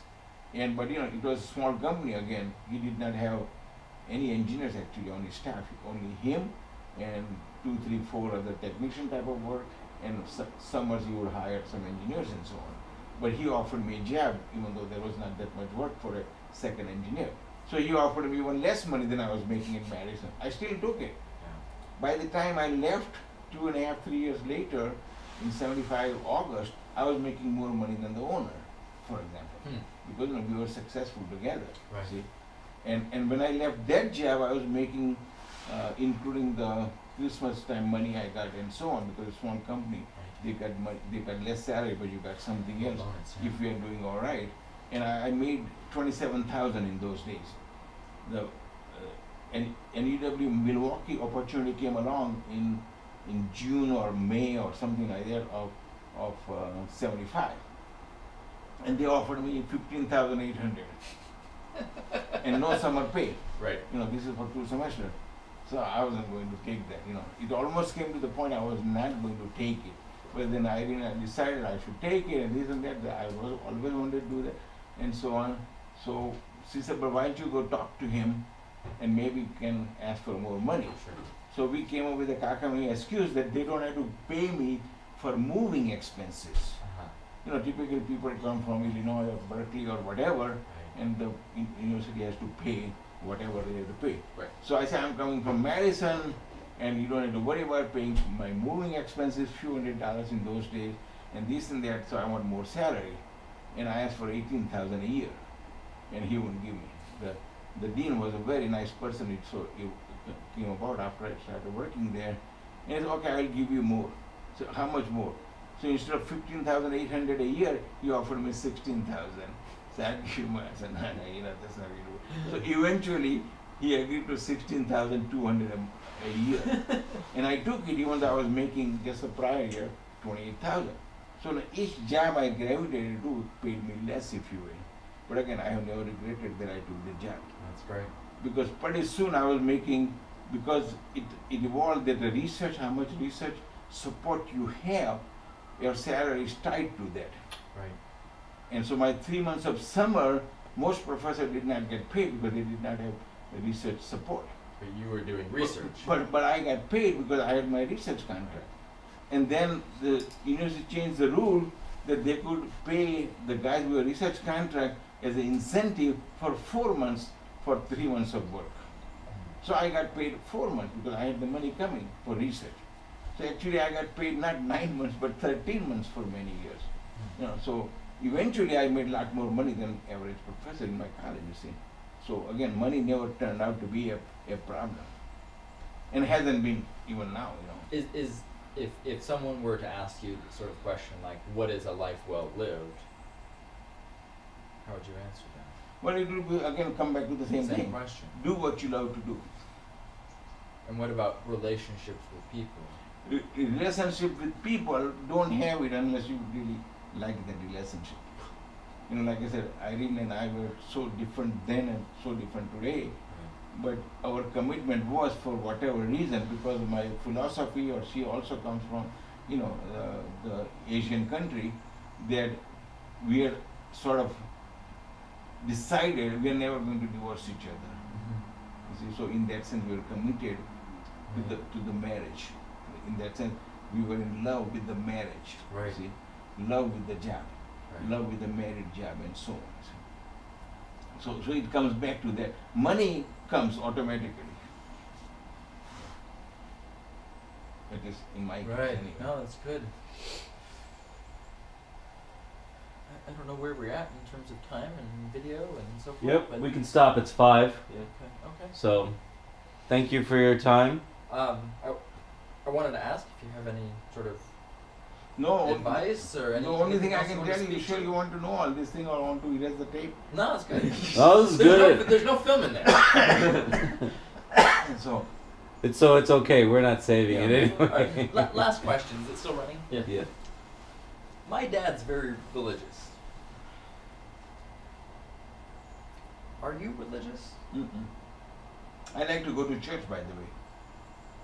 In Italy? Huh? In Italy or here? Here and both. In Italy, we went to church only to see the church. Right. When there was no service. You know, there was a time that after, you know, when we used to go just for traveling to Italy, Right. that we go to one church and say, I'm done for the trip, you know, we will be here for another 10 days, I don't want to go to any more church, we go to another church, and I was really done and so on. But since then it has evolved that I love to go to church. And pretty much when we go to this city or that city for just, you know, from Ancona for travel, that we look up the church and what kind of a collection they have, what kind of history they have, and we visit church after church. But even in Milwaukee, even today, I like to go to the church service. Not that I have one, by the way. Remember, I said I like to go to the church service. You want to go, but you haven't. Correct. Because Irene does not like to wake up early to go to a church service. And I like to go to church service the same reason why I enjoyed the ceremony this morning. Peaceful. Right. You know, it gives you sort of a time to meditate. Time not to talk, time not to think about anything, but let the mind run on empty. So whatever comes, once your mind is empty, you know, is a positive thought, like your father kept on saying. So that's why I like to go to church. They sing this and that, then they could be singing in Italian, and sometimes they do, and they could be singing in English, which more often than not is the case, or like this morning, they could be singing in Sanskrit, and I have no clue what they are talking about, but I always enjoy that, because it's so peaceful. You know, it's like a meditation. How do you recharge? How do you get your energy back? Walking in outdoors, going. Well, with now friends, more. being with friends, or No friend. I have only one friend, Irene, and our friend circle is very limited. Irene has a broader friend circle than I do. I have friends, lot of friends, but they are normally you would call them shallow. You know, go out for dinner. Though I have not done that since I retired, so they were colleagues, former colleagues, or these or that, and there are some other friends too. But you know, it's more for once in a while dinner. You know, we don't get together for every such thing. So our neighbors are very good friends. They came to visit us and stayed with us in Italy, for example. But that's about it. But they are not friends in a deep friendships state. Hobbies? No, read. Reading. Yeah. And reading also, that's mostly politics and news and that type of reading, not novels. Not literature. Yeah. And in fact, when I read, it's more of an autobiography type of a reading, so non-fiction, if you will. But the fiction, I don't even know what I read last time. Have you ever written yourself? Technical books, If But you- like for self, you mentioned autobiographies. I mean, have you ever? Did you keep a journal or a No, diary at any no, point? no. Did you keep old letters? This is the longest journal that I have, There you go. which you got today. So there's a If there's a film. there's some in there.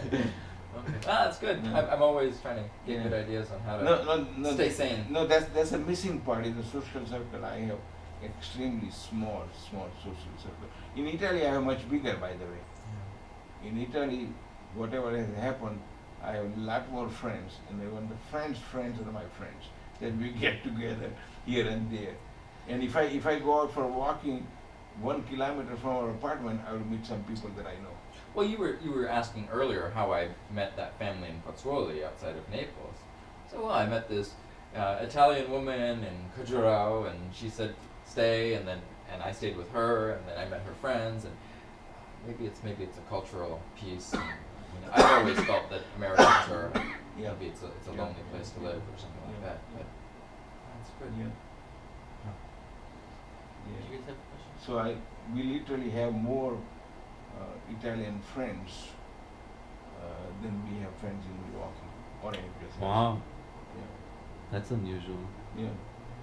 But it's just mindset maybe, maybe it's different.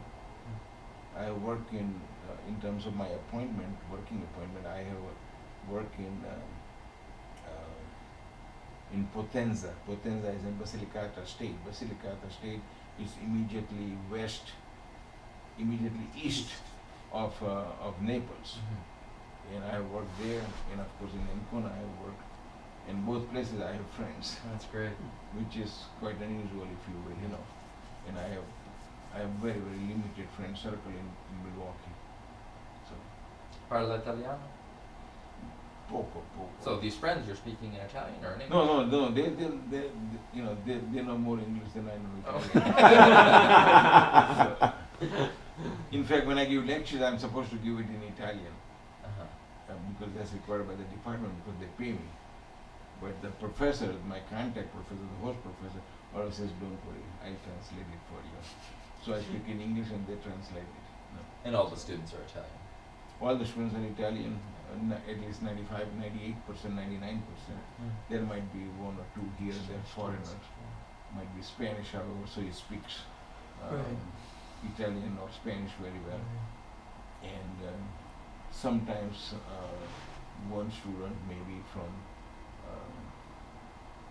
out eastern countries, Sure. so-called iron country, Poland or Right. Right. Czech Republic or those kind of things. So. I think we should go have some dinner. Yeah, Well, thank you for your time. Good, you're welcome. If you save the tape, let me know if we need to go through the story all over again. We'll definitely make sure. This is somebody's pen. If you raise need my to use mic. the bathroom, Kakaji? No, I'm okay now. And I'm not sure I wrote too many mails, But and so I had informed him by mail, you see. That you were dating. That nobody knew. I mean, So you didn't. First, he heard about Ironanti was we're getting married or we're already married. No, it was before marriage. Yeah, at least a year before marriage. So I'm just trying to think now. I think I had called him at my brother's home, not wrote him that this is what we are thinking. And of course his reaction was basically the same as I was saying, that you were stupid when you went and you're still stupid to do this kind of thing. I don't remember exactly. Of course he didn't say that, but something to that effect is not a good idea. think about it and don't do it type of thing, because in those days I did whatever he said. I did whatever he said until the day he died, in fact. Right. But having said that, basically he said, no in only so many words. Right.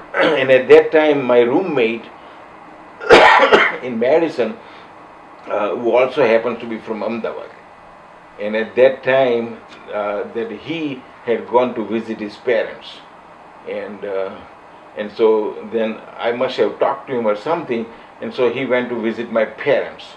Mhm. Nothing to do with the marriage, but that you're from Ahmedabad, so Sure. go visit my folks type of thing. They'll be happy to talk to you, how am I doing, and things like that. So he did go to visit my parents, and then he brought the news back that they were totally against it, and he tried to talk them into, because he knew Irene well by then. We were not any more roommates because we were living all by ourselves, but he knew Irene very well by then. So she's a nice person and this and that. But otherwise, basic reaction was not positive. But as the dutiful son, then you just kind of described yourself as that. You went ahead and Yep. married her anyway. Yep. Was that difficult for you to do? Yeah, I don't remember it being difficult to do, but that's what we wanted to do, and Right. and that's what we decided to do, I guess. Were you scared maybe about his reaction? No, not scared. It's probably, by that time I was already 26, Sure. versus 22 when I left. And so scared might be too strong, but concerned about his opinion. But by the time we told him, because I didn't call her folks, and they said basically the same thing. That are you stupid or so. But wait, but her father's German, her mother's The- Filipino, or the other way? The other way. His father is a Filipino, and he went to study medicine, because in Philippines in the 1920s there was no medical college, so he went to study in Germany so he got his medical degree from Germany, and that's where in Berlin, and that's where they met.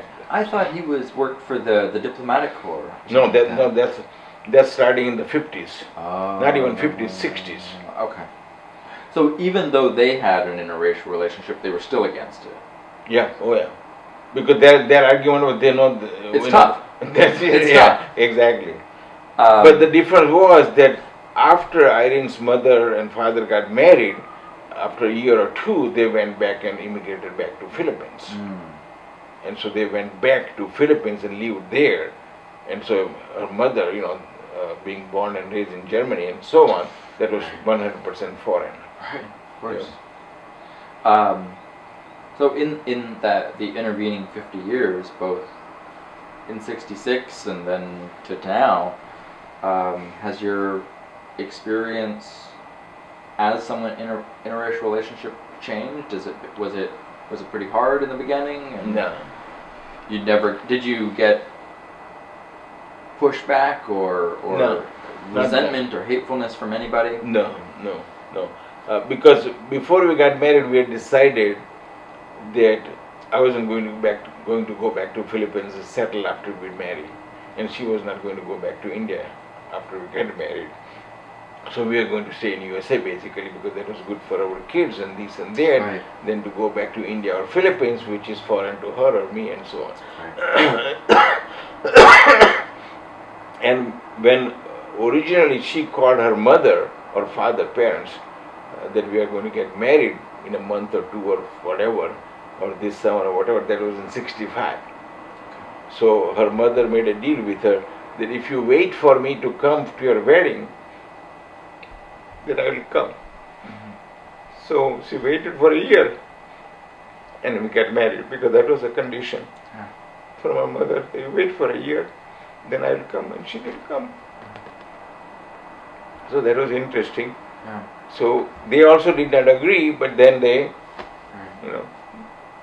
accepted it. Sure.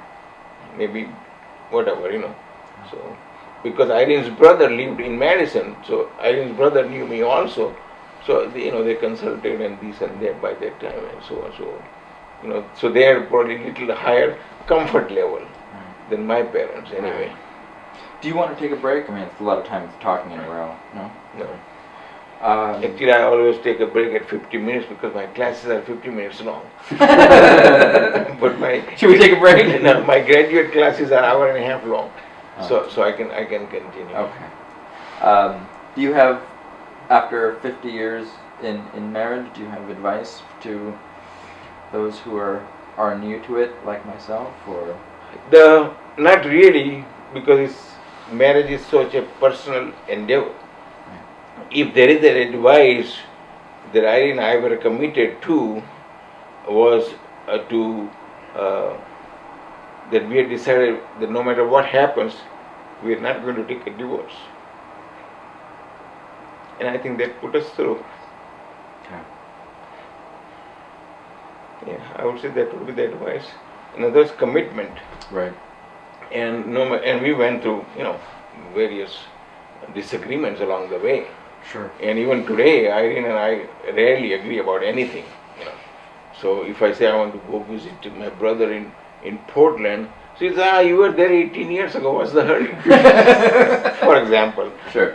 But however, we discuss some more, and in few hours or a day or two, we agree we should go. It's about time. We have not been there for 18 years, Right. type of thing. So it's very rarely we start out in any issue to agree up front. We, as a matter of fact, don't agree, even today. But after we talk and we argue and discuss and this and that, and we always agree. In fact, our children, Ela and Nisha, as well as grandchildren, would say that whatever Oma says or whatever Mom says is the same as what Dad is going to say. So even today, they think that we have only one opinion and we agree on everything. But in fact, if they live with us and when you go through the decision process, they'll find out we agree about nothing. We are going to Philippines on October 5, and so when we started discussing a few months ago, I wanted to go in October or even September, and she wanted to go in November or December. And this year I wanted to go early because September, October is actually their monsoon season. Right. So I said, I have never been to a monsoon and typhoon season, so I wanted to go there just to experience there, and so eventually we agreed, we have compromised, and we are going on October 5. But we are both happy that that's what we decided, that type of thing. Right. So. So I'm a new parent, and I'm always thinking in terms of how am I going to raise my kids, and I think it's natural that parents try to take the good aspects of how they were raised and also think, oh, I hated that thing that my mom or dad did, I'm never going to do that with my kids. And I was just wondering maybe what Bam Bapu's parenting style was like, and if in what ways maybe that their parenting style shaped how you were a parent. Yeah, I don't know what my parents' parenting style was. You were there for it, though. No, I was supposedly there, yeah. But the only thing that I know clearly then and now, even today, that I did whatever they wanted me to do. And for example, Irene and I were just talking about today that about a year and a half after we met, and I had started working. I was working at the time. This is 64, I believe. Might be 65 actually. A summer. And Bapu wanted some money to build the house at 5 Pratima Society. And I think he wanted to buy land, or he had already bought the land and wanted to build. I don't remember what the specific, but so he needed to have some money. There was no such thing as getting a loan from the bank in those days. And so Bapu wanted some money, and so he asked me if I could send him some, because I was working and I didn't have any. So in fact I borrowed from Irene. Irene was still in undergraduate college, and she had come with $10,000 or that type of number, which in today's amount will be like $100,000, about 10 to 12 times versus 1960s. So she had a pile of money to go to college, and so I borrowed $5,000 from her. This was even before we were married. Wow. You see, $5,000 in 60s money, so like real. In 1965 summer, if I remember it correctly. Yeah. Yeah. So you And- loaned that to Bapu. And so then I sent the money to Bapu, you know. So whatever the relationship was, or whatever, however they raised me, my statement would be, and I have made this statement many times before, they did nothing wrong. So all the values they gave me was right. There is nothing that they did that I disagree with in terms of how I was brought up. Whether to believe in this or believe in that or whatever, you know. And because they're not here, it's more difficult to talk about, but it's true. So whatever the philosophy was, I don't know. And I was brought up very strictly, more so, much more so than Kamal, because Kamal was a sickly child, much more so than Bharat, because he probably had given up by then, or Eli did not get, you know, so my siblings did not get much of discipline for one reason or the other. But, and my oldest sister was a girl, so, you know, she did not go to medical college, Right. or which she did, of She course. did, though, right? Yeah. Or this or that was, you know, was not a concern. So she did not get as much discipline relating to education and emphasis on that, or to do this or work. He would send me to buy groceries. Well, groceries, we bought vegetables regularly. That was about all the groceries, shopping responsibility. But, you know, that it was always, assignment was given to me by my mother, for example. Were they, I just sort of, what I've heard from my father, and being 8 years apart in age, maybe it was quite different, but that Ba was home and Bapu wasn't, so Correct. was that the same experience for you? Yep. That it was. Yep. Yeah, Bapu typically went to work at about 10 o'clock in the morning, 9:30 or so, and he came home at about 12:30, 1 o'clock or so for 2 hours, 2.5 hours. Then he went back to work at 3:30, and came back at 5:30 or 6. Those were his regular working hours. You know. And so that throughout when Bharat was born, and even until I left for USA in '62. And was Ba also as strict with you, or was that just Bapu? No, they both were strict, you know. Yeah. But Ba's Ba house he will impose whatever she wants me to do, and therefore tell me to do, you know, was very clear that I have to do. But she did not demand as much attention from me. She did not discipline me in any way relating to education, for example. You know, my father did all those things. And my mother got in the way many times when he would over scold me or over beat me up or things like that, see. So it's different. So what did I learn from them that I gave it to my children? Probably nothing. You know, except that emphasis on education. You know, that they had to go to have a good education. You know, Irene's father was a doctor in the 1920s, and he went to Germany just to become a doctor. Right. You know, so he did not go there for graduate education or something. Right. So his Irene's grandparents believed in education enough that sent the son in the 1920s to Germany. See? Right. So she comes from a line of family where education is important. So do I. My grandfather, as I said, was a high school principal and so on. And so what Ela and Nisha got from us was the emphasis on education. You know, that education is important. It is expected that they will succeed and become some professional education. You know, not education in English major or something like that. So. Do we need to take a break for the tile to change the? Or May or something like that of 75, and they offered me 15,800 and no summer pay. Right. You know, this is for 2 semesters. So I wasn't going to take that. You know, it almost came to the point I was not going to take it. But then Irene decided I should take it, and this and that. I always wanted to do that, and so on. So she said, "But why don't you go talk to him, and maybe can ask for more money?" Sure. So we came up with a kakame excuse that they don't have to pay me for moving expenses. Uh-huh. typically people come from Illinois or Berkeley or whatever, Right. and the university has to pay whatever they have to pay. Right. So I say, I'm coming from Madison, and you don't have to worry about paying my moving expenses, few $100s in those days, and this and that, so I want more salary. And I asked for $18,000 a year, and he wouldn't give me. The dean was a very nice person, it came about after I started working there, and he said, okay, I will give you more. So how much more?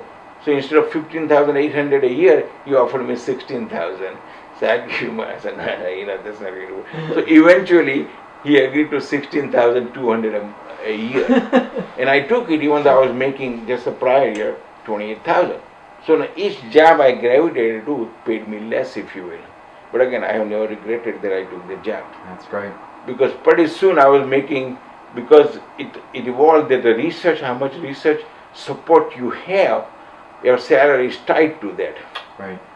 And so my 3 months of summer, most professors did not get paid because they did not have research support. But you were doing research. But I got paid because I had my research contract. And then the university changed the rule that they could pay the guys with a research contract as an incentive for 4 months for 3 months of work. So I got paid 4 months because I had the money coming for research. So actually I got paid not 9 months but 13 months for many years. So eventually I made a lot more money than average professor in my college, you see. So again, money never turned out to be a problem. And hasn't been even now, If someone were to ask you the sort of question like, what is a life well lived? How would you answer that? Well, it will be, again, come back to the same thing. Question. Do what you love to do. And what about relationships with people? Relationship with people, don't have it unless you really like that relationship. Like I said, Irene and I were so different then and so different today. But our commitment was, for whatever reason, because of my philosophy, or she also comes from, the Asian country, that we had sort of decided we are never going to divorce each other. You see, so in that sense we were committed to the marriage. In that sense, we were in love with the marriage. Right. You see, love with the job, Right. love with the married job, and so on. You see. So it comes back to that. Money comes automatically. At least in my case, Right. anyway. No, that's good. I don't know where we're at in terms of time and video and so forth. Yep, But we can stop. It's 5. yeah. Okay. So, thank you for your time. I wanted to ask if you have any sort of No. advice or any. The only thing I else can want to tell you, speak sure to? you want to know all this thing or want to erase the tape? No, that's good. No, this is good. There's no film in there. So, It's okay. We're not saving Yeah. it anyway. Last question. Is it still running? Yeah. My dad's very religious. Are you religious? I like to go to church, by the way. In Italy? Huh? In Italy or here? Here and both. In Italy, we went to church only to see the church. Right. When there was no service. There was a time that after, when we used to go just for traveling to Italy, Right. then we go to one church and say, I'm done for the trip, we'll be here for another 10 days, I don't want to go to any more church, we go to another church, and I was really done and so on. But since then it has evolved that I love to go to church. And pretty much when we go to this city or that city for just, from Ancona for travel, then we look up the church and what kind of a collection they have, what kind of history they have, and we visit church after church. But even in Milwaukee, even today, I like to go to the church service. Not that I have gone, by the way. Remember, I said I like to go to the church service. You want to go, but you haven't.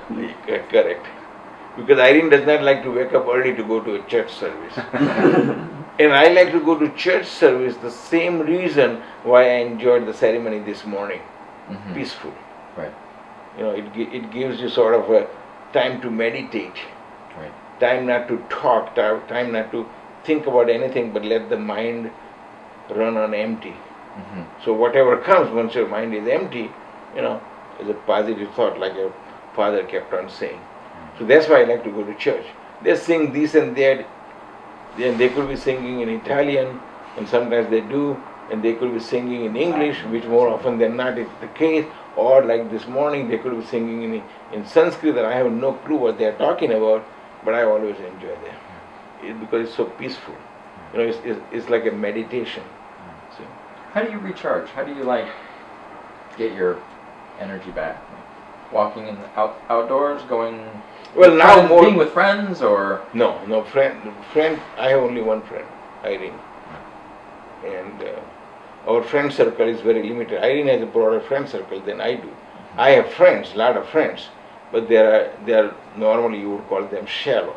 You know, go out for dinner. Though I have not done that since I retired, so they were colleagues, former colleagues, or these or that, and there are some other friends too. But you know, it's more for once in a while dinner. You know, we don't get together for every such thing. You know. So our neighbors are very good friends. They came to visit us and stayed with us in Italy, for example. But you know, that's about it. Type of thing. But they are not friends in a deep friendships state. So, hobbies? Have you had no, read. reading? Yeah. And reading also, that's mostly politics and news and that type of reading, you know, and not novels. Not literature. Yeah. Yeah, and in fact, when I read, it's more of an autobiography type of a reading, you know. So non-fiction, if you will. But the fiction, I don't even know what I read last time. Have you ever written yourself? Technical books, you know. If But you- like for self, you mentioned autobiographies. I mean, have you ever? Did you keep a journal or a No, diary at any no, point? No. Did you keep old letters? This is the longest journal that I have, which There you go. which you got today. So there's a film. If there is a film. There's film in there. Okay. That's good. No. I'm always trying to get good ideas on how to No, stay sane. No, that's a missing part in the social circle. I have extremely small social circle. In Italy, I have much bigger, by the way. Yeah. In Italy, whatever has happened, I have a lot more friends, and even the friends are my friends. That we get together here and there. And if I go out for walking 1 kilometer from our apartment, I will meet some people that I know. Well, you were asking earlier how I met that family in Pozzuoli outside of Naples. So well, I met this Italian woman in Cajurao, and she said stay, and I stayed with her, and then I met her friends, and maybe it's a cultural piece. I mean, I've always felt that Americans are maybe it's a lonely place to live or something like that. But that's good. Yeah. Huh. Yeah. Do you guys have questions? So we literally have more Italian friends than we have friends in Milwaukee or any place else. Wow, Yeah. that's unusual. Yeah. But it's just mindset, maybe. You know, maybe it's different. I work in terms of my working appointment. I have work in Potenza. Potenza is in Basilicata State. Basilicata State is immediately east of Naples. And I have worked there, and of course in Ancona I have worked. In both places I have friends, That's great. which is quite unusual, if you will, you know. And I have very, very limited friend circle in Milwaukee. So Parla Italiano? poco. So these friends, you're speaking in Italian or in English? No. They know more English than I know Italian. In fact, when I give lectures, I'm supposed to give it in Italian because that's required by the department because they pay me. But the professor, my contact professor, the host professor, always says, "Don't worry, I'll translate it for you." So I speak in English and they translate it. You know. And all the students are Italian. All the students are Italian, at least 95, 98%, 99%. There might be one or two here and there foreigners. Might be Spanish, however, so he speaks Italian or Spanish very well. And sometimes one student maybe from out eastern countries, you know, so-called iron country, Poland or you know, Czech Republic or those kind of things. So. Well, I think we should go have some dinner. Yeah. Well, thank you for your time. Good, you're welcome. If you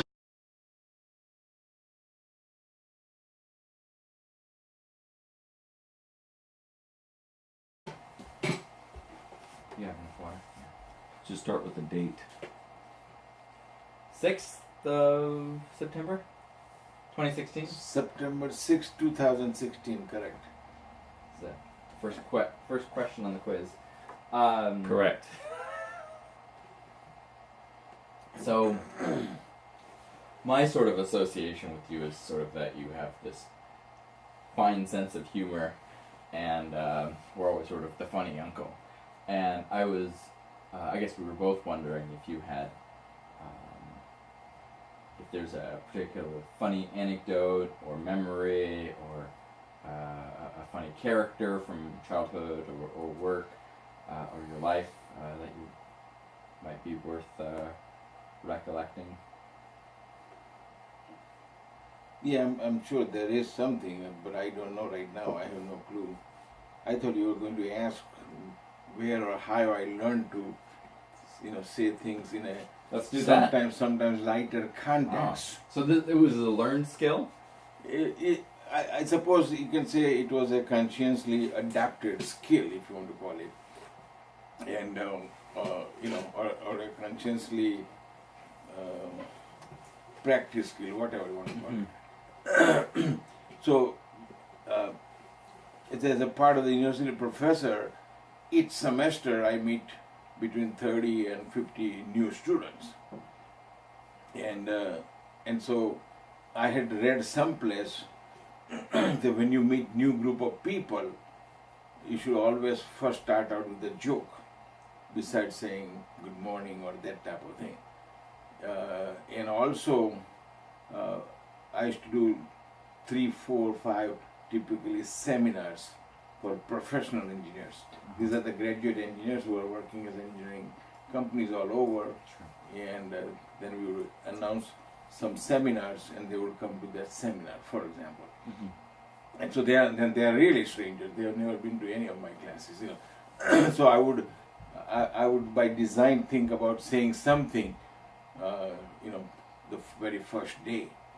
So I thought that's what you were going to ask, how I learned to be a lighter side of things, Well, my first day of school with my students is tomorrow. And I haven't thought about what I'm going to say for the very first time when I see these 16, 17, 18-year-olds. Do you have a tried and true joke that always gets a laugh? Yeah, tried and true joke that I have used more than once is that I tell them that this is a true story. I say, in my family, I have 2 daughters, and of course a wife and myself, and we all 4 are in different kind of work. And I said, I'm an engineer, as you know, and my wife is in art and fine arts paintings and this and that, and art teacher as a further education. And I have a daughter who is a lawyer, and I have a daughter who is an accountant. So, all 4 different professions. Right. And I said, at one time, we were eating dinner, and I thought about a question, or somebody asked a question, how much is 2 plus 2? So I said, I don't know, it depends who the person is who is answering it. I said, if you ask an engineer, 2 plus 2 is 4. Or I said, they might say 2 plus 2 is 4.0. Depend upon the level of accuracy you want. And my wife immediately normally says, I'm not good in math, I don't know the answer, I'm not good in math. And she refused to answer. And I said, then I have a daughter who is an accountant. She always answers 2 plus 2 is of course 4.00. Because she's counting $2 for $2, I said $4. But she doesn't say $4, she said 4.00. And then I have my younger daughter who is a lawyer.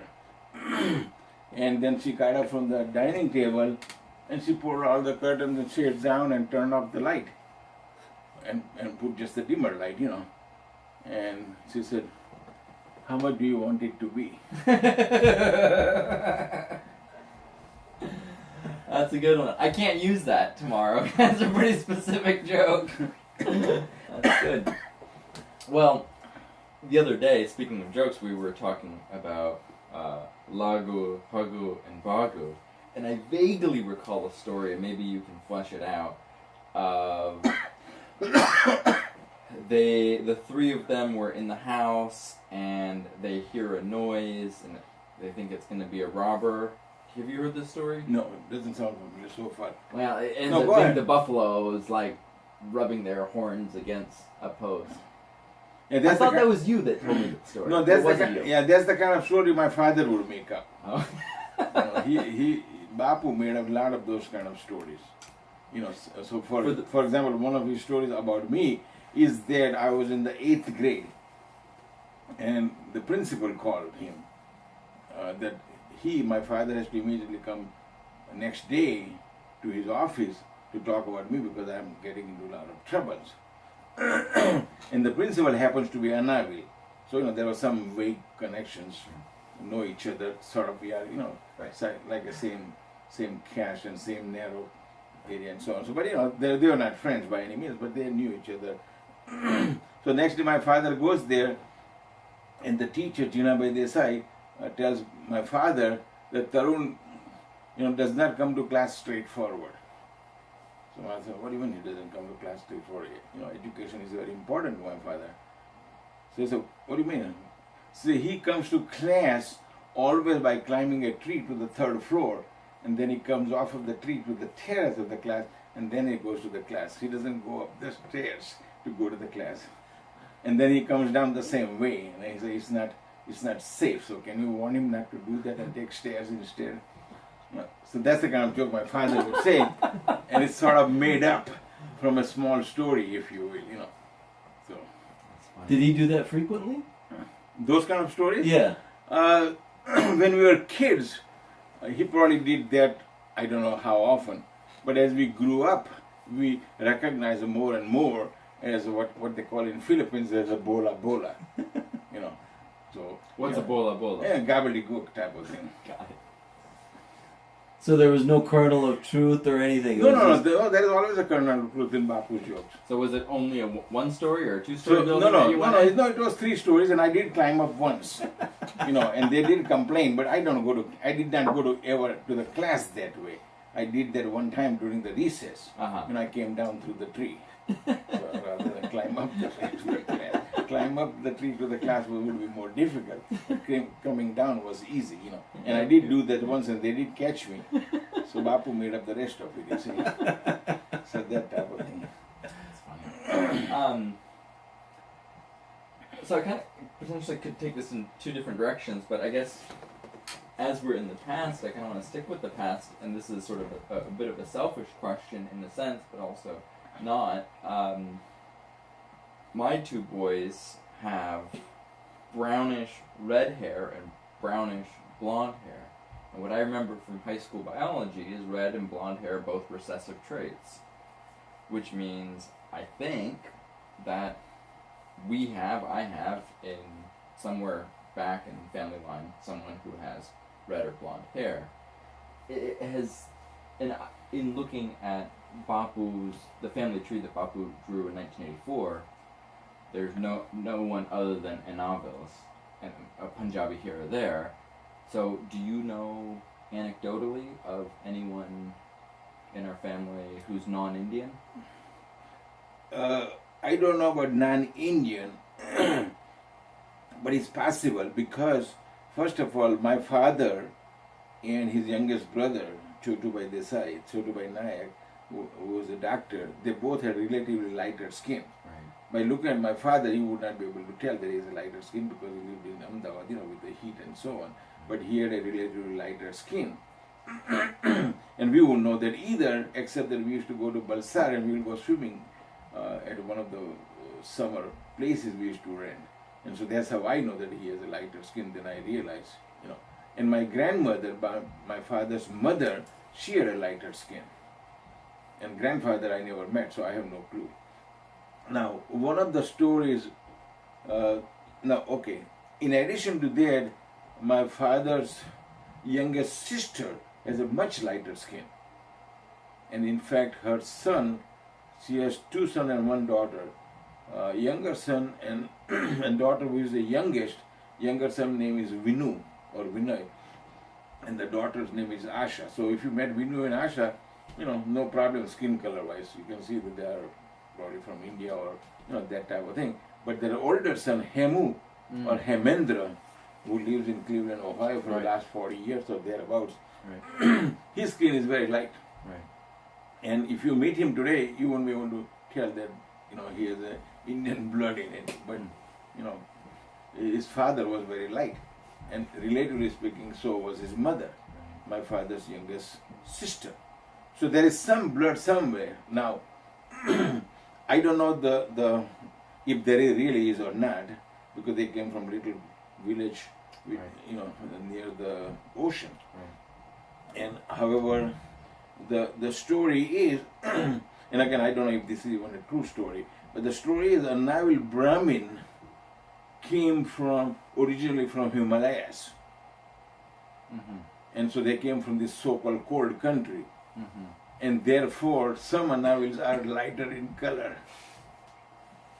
And therefore some Anavil might have some characteristics of people lighter in color. For example, people from Norway or other Scandinavian country, are very light in color, or Germany too for that matter, of course.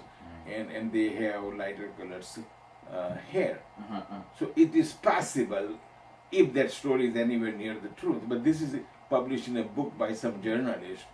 But as far as family gossip is concerned, Daman, Dewey, Surat, nothing. Because there's obviously a lot of Western interaction. Yeah, no Huiluin Dewey in our family. There surely is. We just don't know about it. Yeah. So speaking along the lines of the past influencing the present, would you say that there are certain family traditions that were either conscientiously, that is to say overtly, this is a family tradition, you must do this, or now as you have aged and you've seen how other families operate, you realize that this is something unique to our family? Is there certain family traditions that really stand out to you? No, I can't think about it much. Maybe you tied to holidays or not per se. First of all, just to give you some context, for varieties of reasons, that I graduated from high school when I was 16. So a year or two before the normal graduation date, and ever since 16 I've been pretty much living on my own, because at 16 therefore I went to college, and even though the first year I was still living at home, but except for the 8 hours of sleeping, if you will, I was never home. Right. So in that sense I was quite a bit independently living at that time. And then the next year my father got transferred to Bombay. The whole family moved, but I was in college in Ahmedabad, so I stayed in a hostel. So since 17 I have lived totally independently. So by the time some event occurred, there kind of a tradition, you do this, I could remember it was not part of it, because I sort of lived away from family, if you will, at a relatively young age. But still, most of the things people remember as a tradition is probably between the age of 8 and 18 anyway. That's what I was just going to say. Yeah. And so the only type of thing that I remember, for example, on New Year's Day, according to the Hindu calendar, and according to Hindu calendar, also New Year's Day is Bapu's birthday. So New Year's Day in that sense in our family was a little bit more special than others. But sure. New Year's Day is a big deal anyway. According to Diwali, this is the day after Diwali. And so New Year's Day we will get ready. First thing, everybody has to take a shower and get ready and so on. Otherwise, we took a shower over an hour or 2 or 3 span. But on New Year's Day we take shower before we get to eat breakfast and so on. So we did all those things and new clothes and so on. And then we'll go and say namaste to Bapu and Ba. And Ba said, thank you very much, and gave us some blessings and so on. And Bapu did all those things, and then he'll give us 50 cents or 1 rupee or things like that. You see, so that's a tradition, if you want to call it, right. But not much of anything. And then also on our birthday, something similar. On my birthday, we get up and of course get ready. I get a new pair of clothes, if you will, and I go say namaste to Ba and he gives blessing. and I do the same thing to Bapu, and he'll give me 1 rupee, and Babu would make 0. But beyond that, there is not much tradition that I can relate to, unless somebody says, "Oh, remember this or that." Right. No, here we don't do much of anything that comes from the childhood, if you will. Yeah, that was sort of the Yeah. other piece to it. Yeah. Yeah, I wasn't planning on asking this follow-up question, but thinking about this, did your parents ever talk about their first child, about Anil? Not that I can remember. We had a photograph of his with my oldest sister, Anjali. So when Anil was, I suspect, 2 or 3, my sister Anjali was 1. So we have a very old picture that was in fact taken in Morabagra of 2 of them sitting together on a little step, you know, and Anil with her arms around his young sister, and that's about it. The only other thing I remember, he didn't have pants on. But my sister had have clothes on, but he had some kind of a shirt type of thing, but he did not have pants on. You can say he's naked if you will. But my parents never talked about Anil. Do you have a sense as to why? No. Probably, see, you'd also remember my parents did not talk about much of anything to us, children. For example, I don't ever remember, though I'm sure it happened, Bapu or Bai were telling me I love you. Right. You know, I remember them telling me time and again, make sure you study hard, you know, or get a spanking because I got a bad grade or those type of thing. You know, those type of events occur. But I don't remember specifically ever saying, you know, I love you, for example. You know, it's a different type of a grown-up system, if you will. And I did not turn out to be half crazy guy that I never told the same. My children also, I love you, for example, you know. So Do you think it's important to say that? Or? no, I never thought that way until I came here, and everybody is just child psychologist, Right. you know, because every little thing that went wrong, you know, in children's lives, a lot of things go wrong, and here, this all he needs a psychologist to cure whatever is wrong with him. Right. So, you know, I'm not sure. Yeah. No. I've seen a photograph of Anil between your parents, and it's on the front step at the house in North Barbara. That's it. Yeah, you're right. There's a photograph like that. Yeah. I mean, maybe it's a question more for my father, but just wondering how they reacted to their son naming a child after. Yeah, I have no clue. Yeah. Let's maybe moving on, but kind of keeping on the same note of family. We started talking about last time about you coming to the U.S. and being the first one in the U.S. Originally on a student visa and then on a green card through work. What was the process like of family coming to the U.S. Later on, like Anju Foy and my dad and Eli Foy and Kamakar? What was the order, and how were they able to come? Yeah, first of all, Anju Foy was already in a relationship in the medical college, and with Ashwin. In a relationship with Ashwin Foy, or Yeah. in a relationship with the medical college? No. When she was in medical college, Ashwin was a year or 2 ahead, 2 years ahead of her, or 1 year ahead of her, or something like that. So she came to the U.S. at the same time, before or after? No. Let me continue. So basically, my sister, when she was in medical college, she already knew Ashwin as one of the boys in town, if you will. You know, and they went out on date, if you will. But people went out on date in those days in India with 4 girls and 4 boys. You know, they never went out one-on-one. They did not even go on double date. They went on 6 boys and 6 girls type of thing, and typically went to a movie, you know, and probably not even to eat, to tell you the truth, you know, papra or whatever type of thing. But I don't really know because I never went out on a date in India. Having said that, so Ben already had a deeper relationship with Ashwin, and Ashwin came to USA a year or 2 before I did. You know, from what I remember. So Ashwin was already in this country. I think it probably was 2 years and 1 year. Okay, neither here nor there. And so it was anticipated, therefore, at least by Ben and probably also by my parents or my father anyway, that she will eventually wind up there. Even though I did not have that much understanding of relationship and marriage and this and that and so on. And my father might even know that Ashwin was going to stay there longer, and I had no clue. As I said earlier, that I was pretty stupid growing up. I didn't think about much in those kind of a future. What am I going to do? If somebody would have asked me even today if I knew when I wanted to be an engineer, I never knew when I wanted to be an engineer. All I know is Bapu kept telling me, you cannot be a clerk. Right. And so if you want to be an engineer, if you want to get someplace, you have to be either engineer or doctor.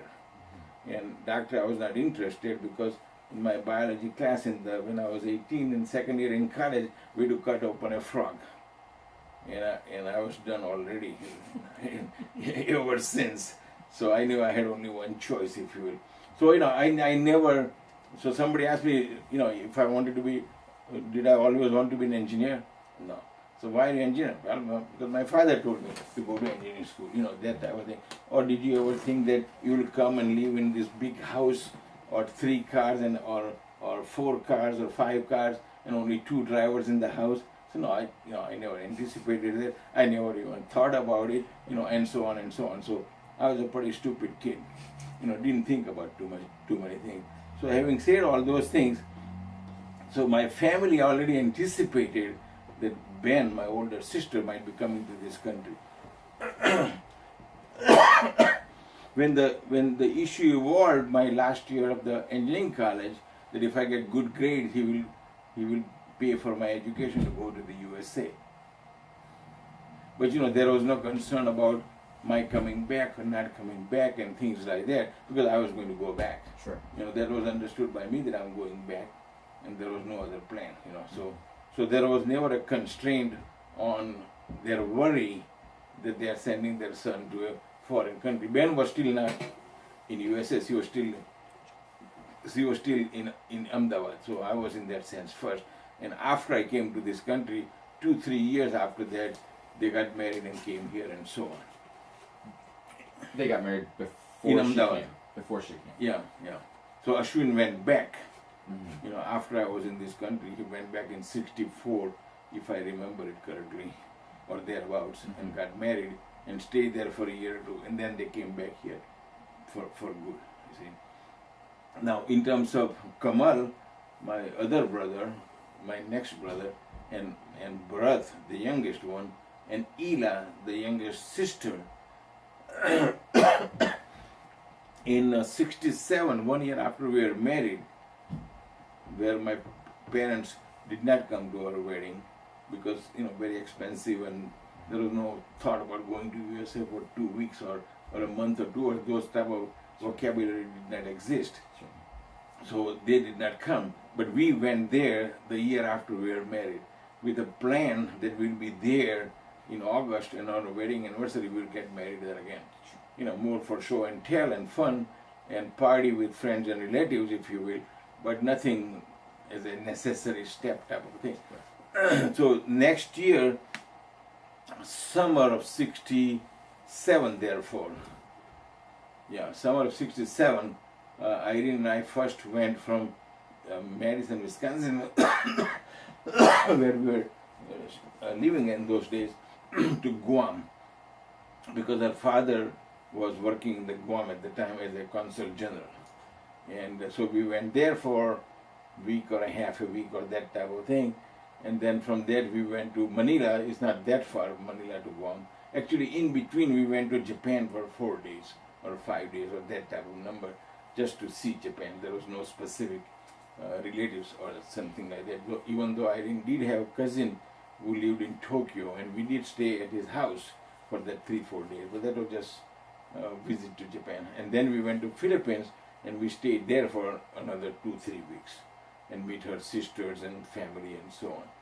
Well, I mean, part of the intent for the question was, by being the first one here, were you, I don't know if responsible is too strong of a word, but yeah, I mean, were you being one of the older children? Did you have a certain role in bringing your siblings to the U.S. or supporting your siblings in the U.S.? No, after I started this long story, I was coming to that. Okay. Because that was I'm moving it along. yeah, that's correct. And so when we went back in August, we arrived there in fact on 4th of July in Ahmedabad from Philippines. And then we stayed until August 25 or that type of a day, 23 or something like that. And we got married on August 20th because that was our wedding anniversary. And at that time, Bapu suggested that Kamal should also go because Kamal happened to have finished the engineering college just a month or 2 or 3 before. Typically, they graduate in June in those days, and so Kamal should come. So I said, okay, when I go back, I will explore that and see what he can do. And then, so Kamal came. Of course, my father paid for his airline ticket, and this and that. And I don't remember if my father gave me the money for his tuition fee and things like that, or what. But then he came. He stayed with us in our apartment for a few months, and then he had his own apartment. Then he went to school at UW Madison and so on. And then, and then we were already living in this country. Pretty much settled. We are not going back. Was well established by then. By the time we went back, by the time we got married and went back there in '67, it was all clearly open, if you will, open secret, but there was no secret that we are not going back. Right. So somewhere along the line, the conversation came up for a father to come here. You see, and so my father asked if I can help him settle down. Of course. There was nothing to, and I don't even know words that he used. He might have said, Bharat is thinking of coming there, what do you think? I said, send him here, type of thing, So there was no specific saying, I'm going to send Bharat, can you help him, can you support him, can you do this or that, So that, because there was no such conversation. If Bharat is coming here, I'll do whatever it takes to help him. Right. And so he came, Gayatri came, and Anil came. Amal came. And stayed with us for a few weeks or a month or two, I don't really remember anymore. And then they had their own apartment and so on. And Bharat was going to school for his BBA in, I think he did it in marketing. Yeah, business school in marketing, I think. Because his plan was not actually to go to school when he came to this country. His plan was, because he already had a equivalent to engineering degree there. You see, so his plan was to come and work here. Except his engineering degree was what we in India we call a diploma degree rather than a degree. Engineering, the degree that I had was a so-called engineering degree as a civil engineer, and that was recognized in USA what the curriculum is and what we study and this and that, and they all understood what I should know based upon grade and so on. But diploma thing, probably they did not understand. So I anticipated, because I was already a professor by then at UW Milwaukee, that he would have a hard time getting a job saying, and I'm an engineer. And, we don't know. Even though it was 3-year course, just like mine. As opposed to a 4-year. No, 3-year. Mine was 3-year also. Because I did 2 years of science college before entering the engineering school. So total was 5 years after the graduating from high school. In my case, and 2 years science in a totally different place, and 3 years of engineering different place. Now it is when you graduate from high school, it's 12th grade, just like in this country, and then you go directly to the engineering school or medical school and so on. So there is no first, second year science college now. So having said that, anyway, Bharat went to 3 years in those days, and so did I. But his degree is considered quote unquote diploma in engineering, electrical engineering is case. My degree is considered a civil engineering degree college. What he learned or did not learn, I don't know, versus electrical engineers graduated from my college, for example. They are two separate educational systems. So when he came to Milwaukee, it was anticipated, at least by me, that he's going to have a hard time getting a job. So when he came, we had a discussion, probably more than just simple discussion, that he has to go back to school, which he did not know the day he left Ahmedabad to come here to Milwaukee, see. So he was not quite ready to do that, but he eventually didn't take much of an effort, but he basically agreed, okay, he will go to school, see. And then he went to school, but he went to school, to business school, rather than engineering school. And he got a degree and he got a job and live happily ever after. Was there any concern from Bapu, knowing that you would, the open secret, as you said, of, that you weren't going back, that would be repeated with his other children, or was that something that he? No, Bharat came here married. Ben came here married. Right. So, I guess what I'm asking is was there any sense that they would be going back to India as well, or? I don't think I did not have any such discussion, because I suspect they knew very well that Ben is not going to go back. Right. Because her husband is a doctor and already working here and so on. In Bharat's case, even though he came here married, that they might have anticipated he may come back, he may not, but it doesn't matter, I suspect, is what they concluded. In between, Kamal had come and he was not married. But there was no discussion that I'm aware of, or any even hint that they were concerned. And Ila Vidyarthi, my younger sister, came here after getting married there also. So, just a few minutes ago, you were talking about how your parents didn't come to your wedding because of the distance, and no one would even think about a short 2-week visit. What sorts of, I don't know quite how to word this question, but today, if someone sends you an email or a text message or leaves a voicemail, you feel obliged to reply to it right away, if not within a day. Whereas if you were to write a letter to your mother and father, how long would it take to get to India? A week? The letter? Yeah. 2 weeks? Yeah, typically those is about a week. Yeah. Airmail, yeah. And then some time for them to read through it, think about what to write back, write, another 2 weeks back, so you're looking minimum a month. Minimum 3 weeks. 2 weeks. Yeah. Because if I write it on a Saturday, for example, and mail it, they get it Friday or Saturday the week after. Right. And if they write it right away, Immediately, right. I get it another week or 5 days or whatever. So absolute minimum would be 2 weeks if the response was written right away. I'm just wondering,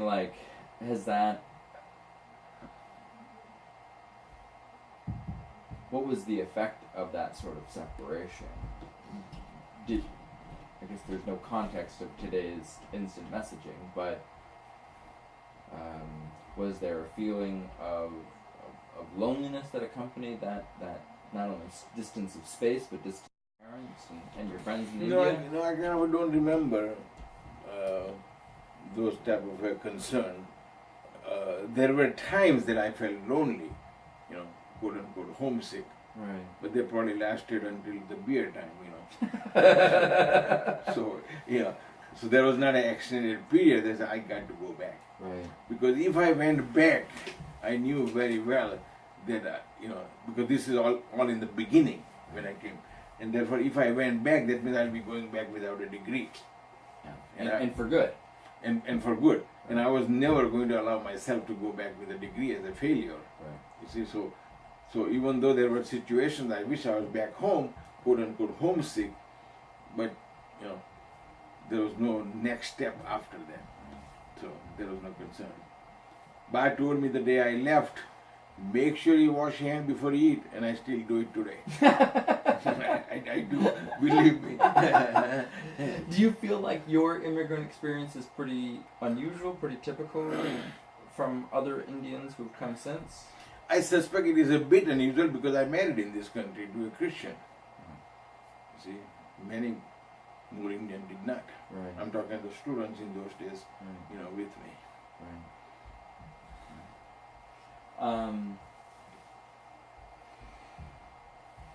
What time do we have? Sorry. 7:14. 7:14. Amal, do you have questions that you want to ask? I'm going to ask a few more to wrap up, but... Yeah, I would be interested, you had my recollection of driving from Tennessee and Ohio, either during Thanksgiving and winters. We would always drive up, and we always knew whenever we would go, we're going for a celebration. It's a week. It's always at Trunkaka's house, in Madison. In Wauwatosa. Milwaukee, Yeah, and I have a lot of fun experiences that I remembered. I remembered sleeping in the living room with the Christmas trees, opening Christmas gifts. I remember you giving me my first beer when we came to the United States. I remember hating it at a Brewers game. Yeah. Probably at 3 years old, same age as Kieran. But in that time, and you had this huge family get together. What was the dynamics like as a kid? We would just run around and play and have fun. But as an adult, did it bring you some sense of family, some sense of an occasion to get together? Yeah, your mother I did not know much because they married after I left India. And the only time therefore I would spend with her is when we went back, which was very limited number of times and very limited amount of time.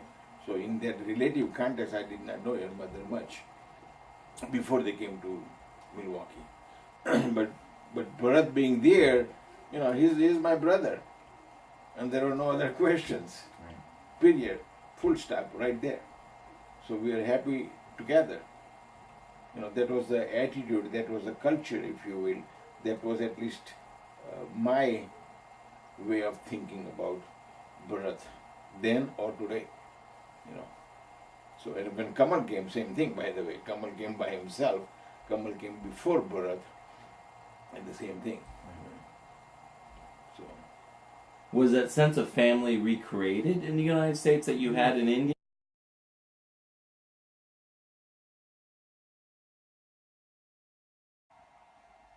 Okay, we're back on.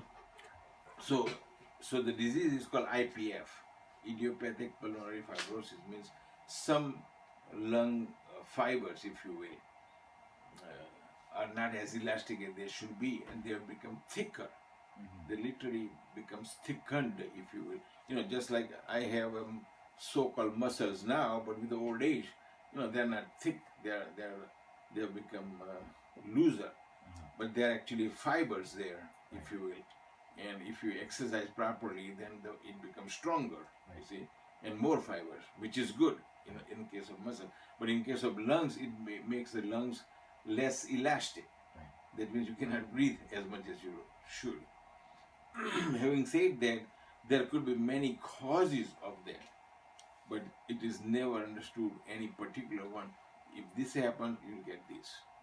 So, for example, smoking, if you smoke, you'll get IPF, for example. You smoke, it doesn't help, but you don't get IPF because of that.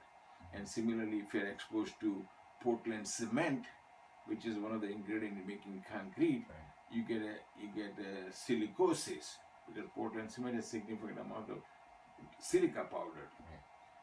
And similarly, if you work with coal fly ash, another fly ash is a chemically, so it also has a silicon in there. So that exposure, and it's a very, very fine powder. You've seen Portland cement, of course. Fly ash is significantly finer than even Portland cement. So when you work with fly ash in the lab, it flies around very easily, if you will, literally, even though it's a particle of ash. See? So, that kind of exposure I'm sure has occurred, but there is no recorded case that people who work with cement, for example, at a ready-mix concrete plant or in cement manufacturing or this or that get IPF. So that's why it's called IPF. And once the pulmonologist beginning to conclude that it is IPF, he did chest X-ray and this and that and so on. And then absolute proof that it is IPF, that they had to put me out overnight, not overnight, they had to put me in the hospital overnight. Next morning they put me out for a half hour or so and take a literally snippet of fibers to see if it has become thicker and unelastic or not. but that is not an absolute necessary. But if you want an absolute proof, you have to do that. Right. But he felt pretty confident that, I have IPF, and he consulted with some local colleagues of his, and they basically agreed that that's what it is. So he thought it's not necessary to take the risk to actually, go under Make an incision. Right. go under the chloroform and put me out and so on and so on. So I said, yeah, that's fine. And at that time, so this is already, I would say, probably 2-3 years ago already. 2 years for sure. So at that time he told me that the diagnosis, first of all, there is no cure for it. And there is no medicine for it that makes effect, any less, or at least stops the disease or something like that. Mm-hmm. So there is no medicine, there is no cure, and so on.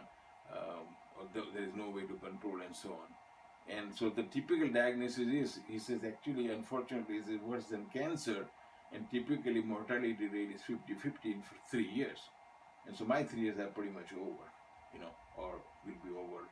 I don't know exactly which date to which date they count, but depending on how they count, it's over, more or less, or maybe 2.5. And so, but since then, so that's one part of the story.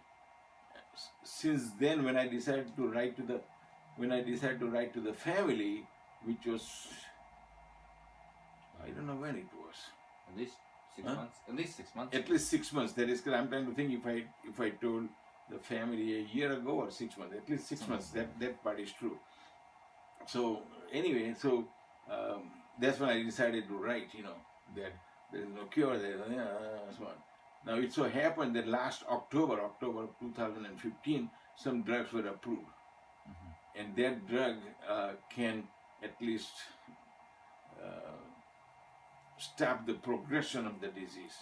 It does not cure it, see, but at least more lung fibers don't become unelastic and thick and so on. However, it was well understood when the doctor told me that now two new drugs are approved, but they pretty much are similar chemically or pharmacologically, and they have extreme guaranteed negative effect. And negative effects are diarrhea, vomiting, and those type of things. So food does not stay in the stomach, if you will. And because of all those things, your appetite goes down, and you lose a lot of weight and so on. Fatigue, potentially. And eventually, all those kind of things, it makes you weak. Yeah, absolutely correct. So if you put in Google today IPF, it will tell you all these things, And so I was not ready to take the damn medicine. Right. And so I would consult Sagar regularly because, he, as I say, he's also a pulmonologist, and he has some patients who are already on the drug, just like my doctor has a dozen patients, and Sagar has a dozen or 15 or 18 patients on IPM. Has IPF and are on the new medicine. First of all, the new medicine costs $100,000 a year.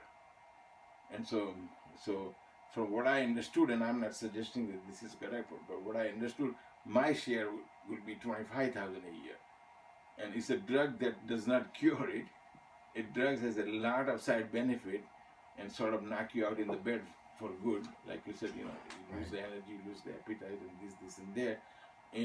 And there is no guarantee that it will prevent from progression. Right. Even though it is generally help you progress. Help you stop the progress of the disease. So a year ago, it was decided that I should start. I said, more or less, I will see, but okay, I agree. I'll start.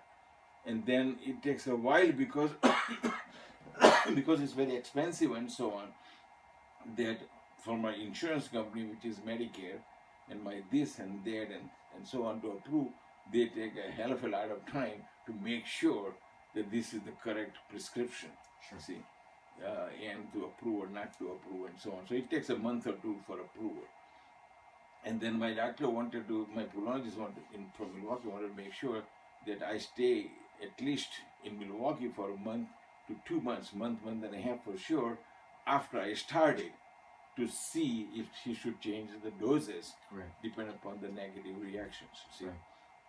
And so last year, by the time all this thing was decided and the drug had just come on the market, we decided just forget it because we were going to Philippines in December last year, and I'm going to be back in March. So he said, well, we can look at it all over again at that time. Right.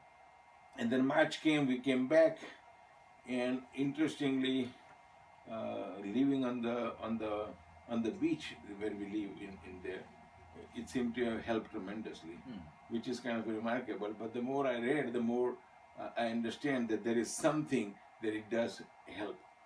For example, around the turn of the last century, that is the start of the 20th century, people in Russia, people in Europe and other places used to go to old salt mine for certain breathing related diseases.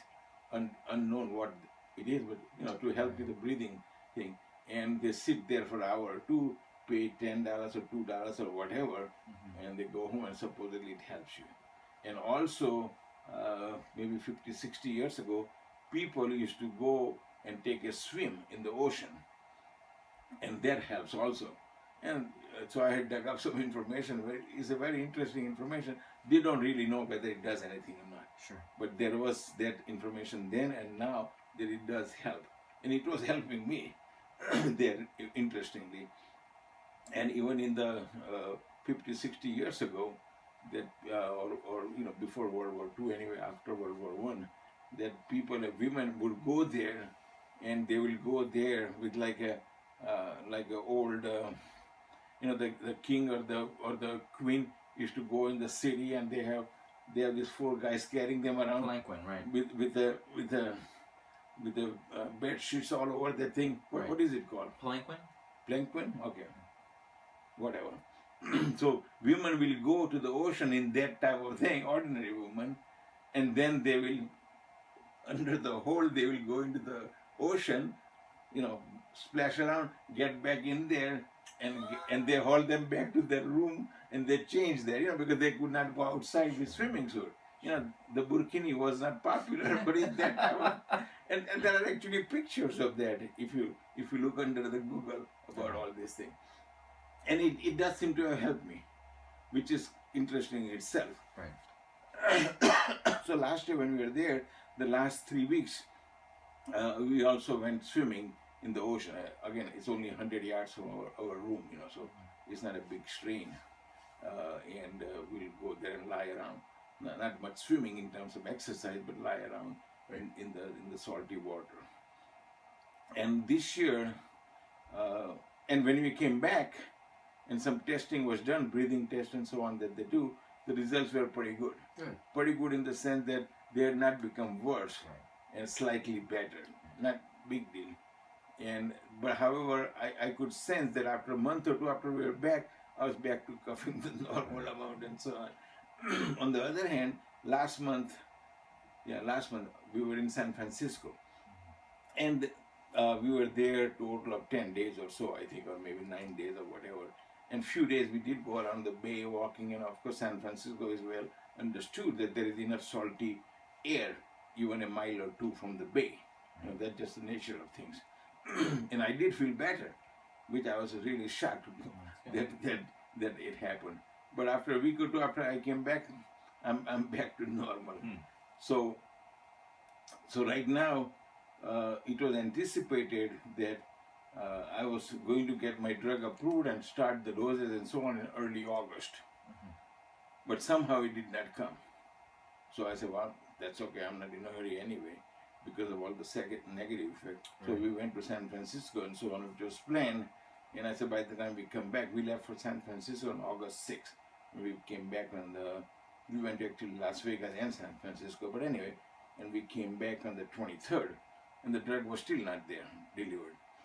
So I started calling, and just day before we came here, that I got hold of this guy and this guy and this guy is finally approved and will be supposedly delivered this week.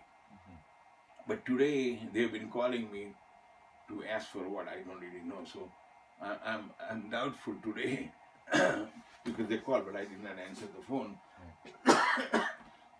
If there is some other hang up or what. But either way, even if the drug comes, I'm not going to start taking it, because in 4 weeks we go to Philippines.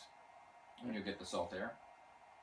I get the salt air. That's not the reason. No, I know. But the reason I don't want to start it, because doctors say I should stay a minimum month and a half or so here after I start it, to make sure that if I should continue or change or Right. or modify the prescriptions and so on. So I'm going to start collecting it. But Are you leaving the door open to not taking it at all?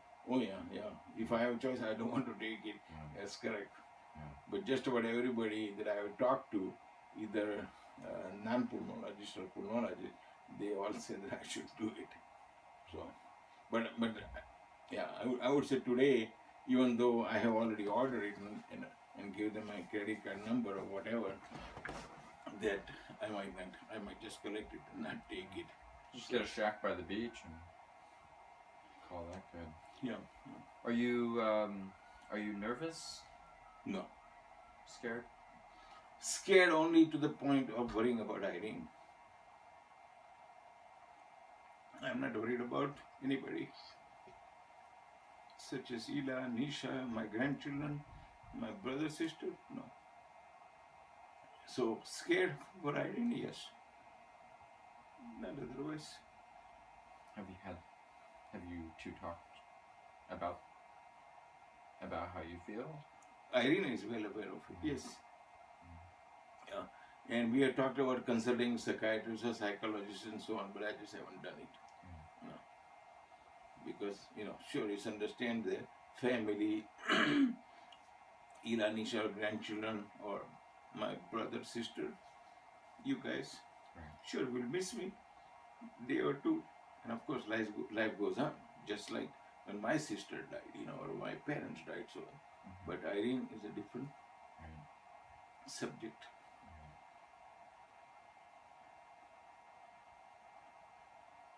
So that's IPF. Do you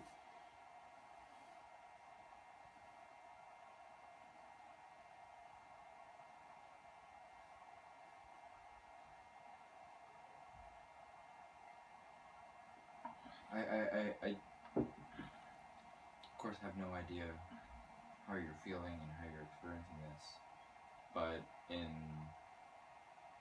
my own mind, I'm also thinking about my spouse. If something were to happen to me, or if something were to happen to her.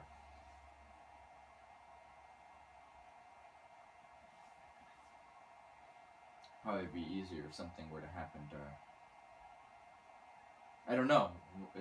Is it easier if something happens to them Yep. than if something happens to you? Yep. Why?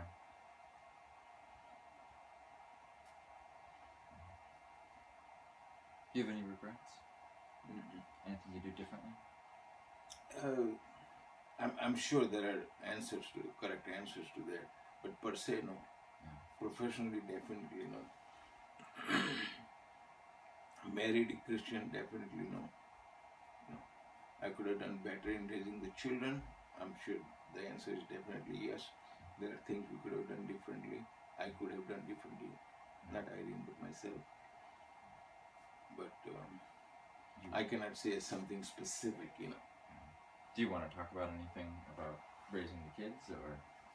There is no specific recognition on my part what I should have or could have done differently. Irene probably can tell you. She has a list at home. Yeah. Then what I could have Certainly done Emily has a differently. list at home. Yeah, but no. Fortunately, I was in a job that was exceptionally good.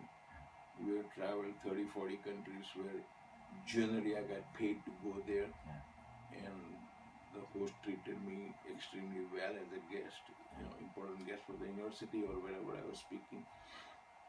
So, professionally, I had, I don't know, over the years, huge amount of research money that people gave me.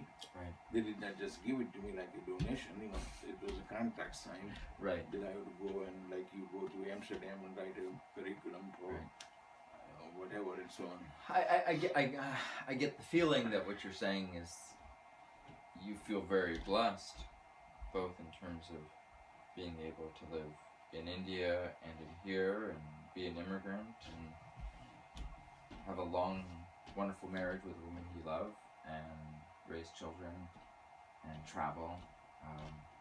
Sounds like a life well lived. Yeah, in many ways that's absolutely correct. Irene and I have talked about I would say especially in the last 2-3 years, since IPF probably, I suppose, that we have done so many things that could not be imagined that it would be possible that we'll ever do. Right. Now, Irene is much smarter than me, and she thought about many things about today and tomorrow and next year and 5 years from now and those kind of thinking. And as I say, I was pretty stupid, and I never thought about, that I want to retire and travel the world, because I was already doing it. But even if I was not doing it, I would not have think in those terms, Like I think today your mother or Auntie Kalindi or whoever was asking Auntie Irene, and so she asked me. We have been to Japan, for example, in the last few years, 2-3 months at a time, Right. and I'm 100% paid for it. Right. Not only that, but they buy me first class ticket to go there. Right. And each time I say, can I just sell off your ticket so I can get the money and go coach. And therefore I can go coach with my wife, and but they said no, you cannot do that. That type of, and so they're extremely generous in their support in Japan. Sure. And I go there for 2 months, and they pay significant money equivalent to my salary and then some. So The other So day, I've been very, very lucky. the other day when we were talking about being a teacher and the professional life, and your advice was to do something that you love, regardless of the salary. Are there other qualities that you would say of a life well lived? Yeah, it's important. I'm glad you asked, because the other part that I did not relate to, and that is, besides to do what you love, but you have to work hard at it to succeed. It's not, love is not enough. Just like, let's just say marriage, you love your spouse, but it's not enough. You have to, work hard to have that marriage survive. Right. You see. So similarly, in the professionally also, that I can speak for several colleagues of mine that I knew more personally than several other colleagues that I did not know personally, that is their family and so on. And they all loved what they were doing. But in my opinion, they were not successful because they were not working hard. For example, one professor was really more focused on teaching well, and he did do that. But he never wrote a book on that is improvised, that is from what is available. Another professor, also was a very, very good teacher, but he did not do much of anything else. Research was zero, for example, and things like that, and so on and so on. So even though they were capable of it, Right. but they were quote unquote lazy, not in a Or literal sense. satisfied. Yeah, not in a literal sense, but they were happy with what they were doing. Right. And in the evening, if they spent 2 days doing gardening, they were happy. I did not do gardening. If I had to do it, I would hire somebody, because I was busy with whatever I was doing. But then I always had significant research support from the proposals that I wrote. You see, so there are two parts to it. Do what you love and work hard at it. Yeah, and there is no other answer except that. Luck. You don't believe in luck. No, in that sense, no. For example, the first time I was invited to Japan, you can say there was a good coincidence that I knew this professor and this and that, and he invited me and arranged all these things through Japanese government as a part of the program called Japan Society for Promotion of Science, which is their federal government program, and got me a pile of money to have that happen. But then, and I'm eligible every 3 years, and I've been going every 3 years ever since, every 4 years. And I've been going every 4 years ever since. I went first time 2004, 2008, 2012, and so on. You're just trying to get away from the election? You're just trying to avoid the election? Sounds like you're trying to avoid the election. Almost, yeah. And so, all along, I not only enjoyed, if you will, and loved the whole experience, but I had to work hard. Because the first time we went there, I found out that part of my obligation was to go to, during the 2 months in 2004, I had to go to another 6, 8, 10 universities and give lectures there all over Japan.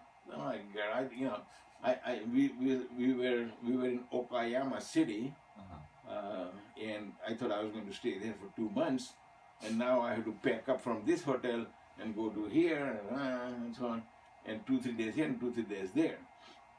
But that turned out to be the best part of it, because the first time we were there, I went to 6 or 8 another places, 2-3 days each place, and each place that I went, that they paid me to speak again, besides the JSPS support, and they treat me royally as a guest of the university, and things like that, you see.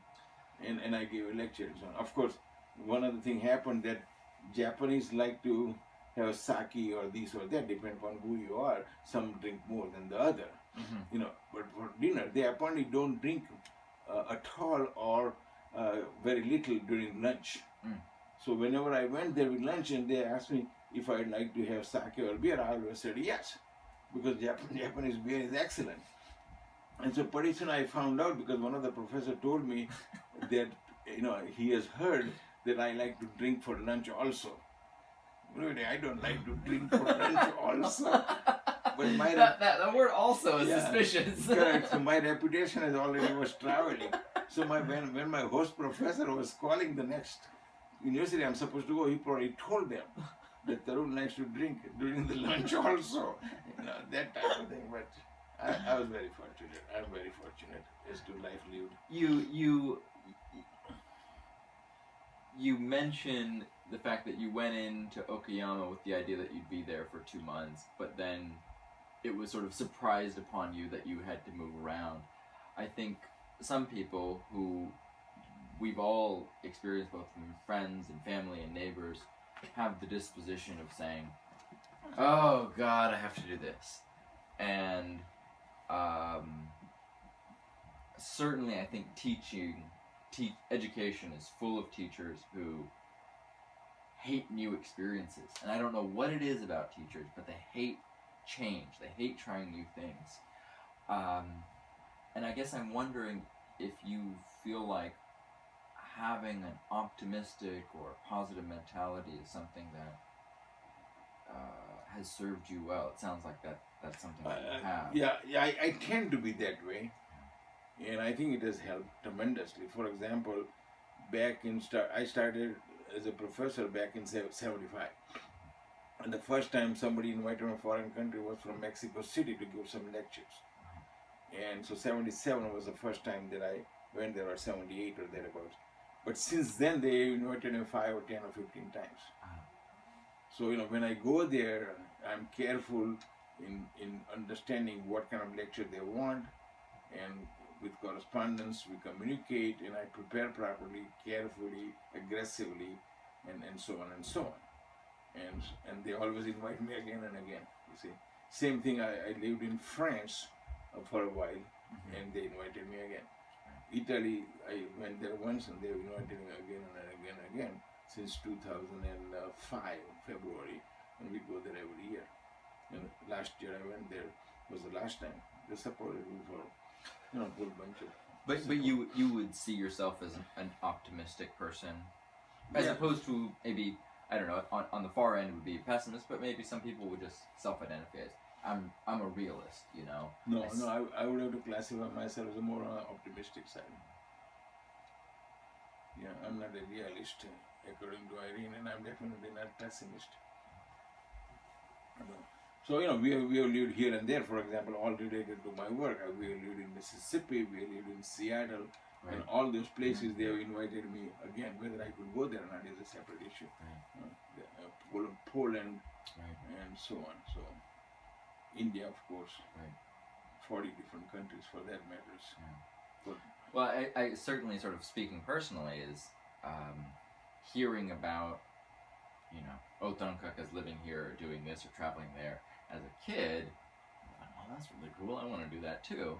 And so part of my, I don't know to what extent it's a significant part, but certainly part of my desire of traveling was like, oh, you can do that? That's an option? Yeah, exactly. And so I definitely have you to thank for that.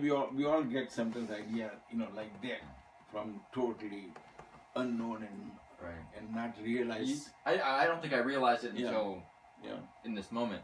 Well, I want you to know that you're you're really loved in this family, and I really enjoyed this conversation. I don't think we've ever had a Yeah, thank you. Same here. Yeah, thank you very much. Yeah. No, I recognize that. Yeah. Our family's always been, either on the East Coast or in India, and out here in Portland, we're in this little island away from the family. So when the opportunity arises, it's been really nice. So Yeah. it's been good. Yeah. Anything else? No, I cannot think about anything, but I'll be here until Thursday morning, so Okay. we can meet again. Okay. Because this is therapeutic to talk about also, this type of things. Yeah. So, Well, I didn't know everything I said, right. but I'm not sure that she thinks all in one paragraph, all Right. the thing Right. that we want to. But like I said the other day, that there are not too many things that we discuss and we agree. When something comes up, Eli is coming with us to India, and so this and that. For example, including today, because Uncle Kamal's accident business came Right. about, so Irene and I are trying to telling Ela, because she has not bought the ticket yet. We already had bought the ticket a while ago. That she should probably forget about it, because there is a chance that we might not go. Because Andika and Nidhi need to pay attention to Uncle Kamal's problem. So there is 10-20% chance I will not go. And so therefore maybe she should not buy the ticket and become stuck with it. Right. So those type of discussions come up. Irene and I would not agree, first of all, that that's the right course. So we discuss, and eventually we agree 100%. And there is not always her view or my view or halfway each way. Right. Though that happens too. Sure. But so whatever I told you, Irene knows all those things 100%. You were saying it's therapeutic. I mean, my and my brother's favorite high school teacher. After I graduated, I became friends with him, and we'd go out to breakfast weekly, if not more than once a week, and we became close friends. And Kieran's middle name is Kieran James Anil Naik after him. Yeah. And just recently, he's 87. I started filming interviews, and I have this list of questions, and then we go off in all these different directions. And I'm thinking, I'm getting so much out of it. And then afterwards he would say, I never have a chance to talk about these things with anybody. And so I think it's just, it's a pleasure. Yeah.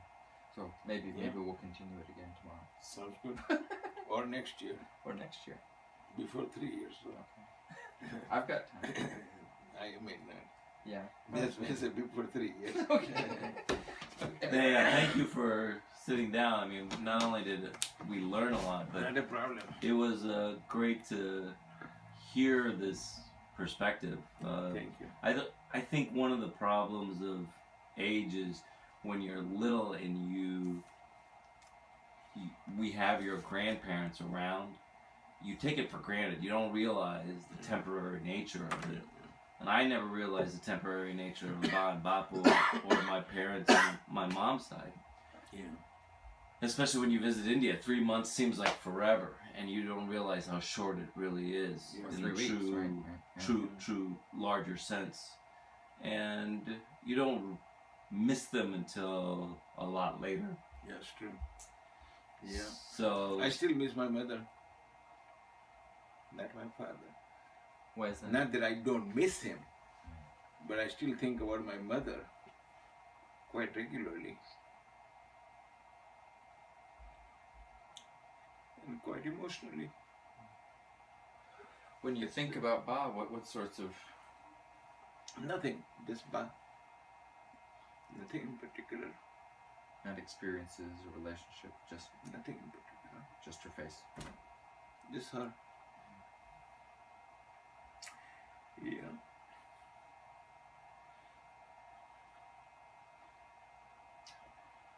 She lived with you late in life, right? Yeah, after my father passed away here and there, yeah, nothing significant amount of time, you know. But yeah, I guess it's just being a mother, probably is always that way.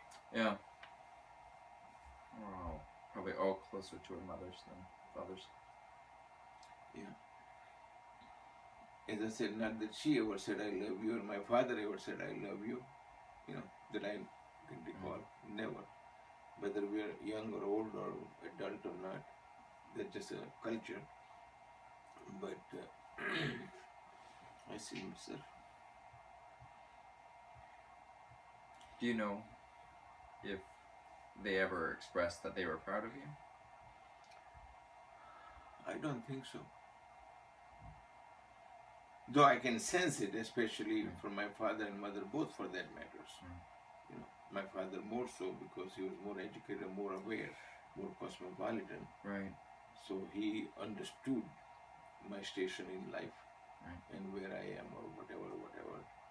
Or I'm gone for 3 weeks to Barcelona because I have some consulting assignment there, you know, or whatever, and things like that. So, but and my mother probably did not relate to Barcelona, Illinois, or Barcelona, Spain, you know, or there is an Ancona in Illinois also, by the way. Is that right? So if I have to tell my mother, of course she doesn't know that there is an Ancona, Illinois. Not too many people know. But if I say I'm in Italy or I'm in Illinois, you know, my mother would not make a significant distinction. So they're a different person. But yeah, I could sense that they were. Though I don't remember if they ever said that. I don't think so. Are you proud of your kids? Yeah, for sure. Have you told them? That's good. Yeah. Especially, I suspect we are told our grandchildren more often. You know, Nikhil, Sardaban, of course, the other two are still just big meatballs. Right. But you know, Nikhil and Sardaban is well aware. So, well, they have a very close relationship with you because, I mean, Nikhil at least certainly went to university with you. yeah, same Sardaban also. Srita as well. Yeah, she's still there. So your father, your mother, Ilaban, Nikhil, and Sardaban, they all went to the same school, business school at UW Milwaukee. Did you know that? I didn't think my mom did. I thought she went to Middle Tennessee. She went She might not have. She started there. Yeah, she might not have gotten a degree from UW Milwaukee, but she went to school there. I see. I still remember going to The library for this.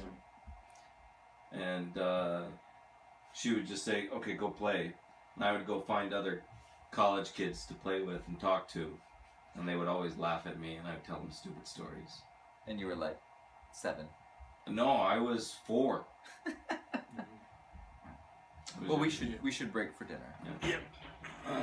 Anyway, is this the payment for today? $1? That's it. Thank you. That's it. Yep, that's all we can afford. We're paying you in $1940. Yes. Thank you for your time.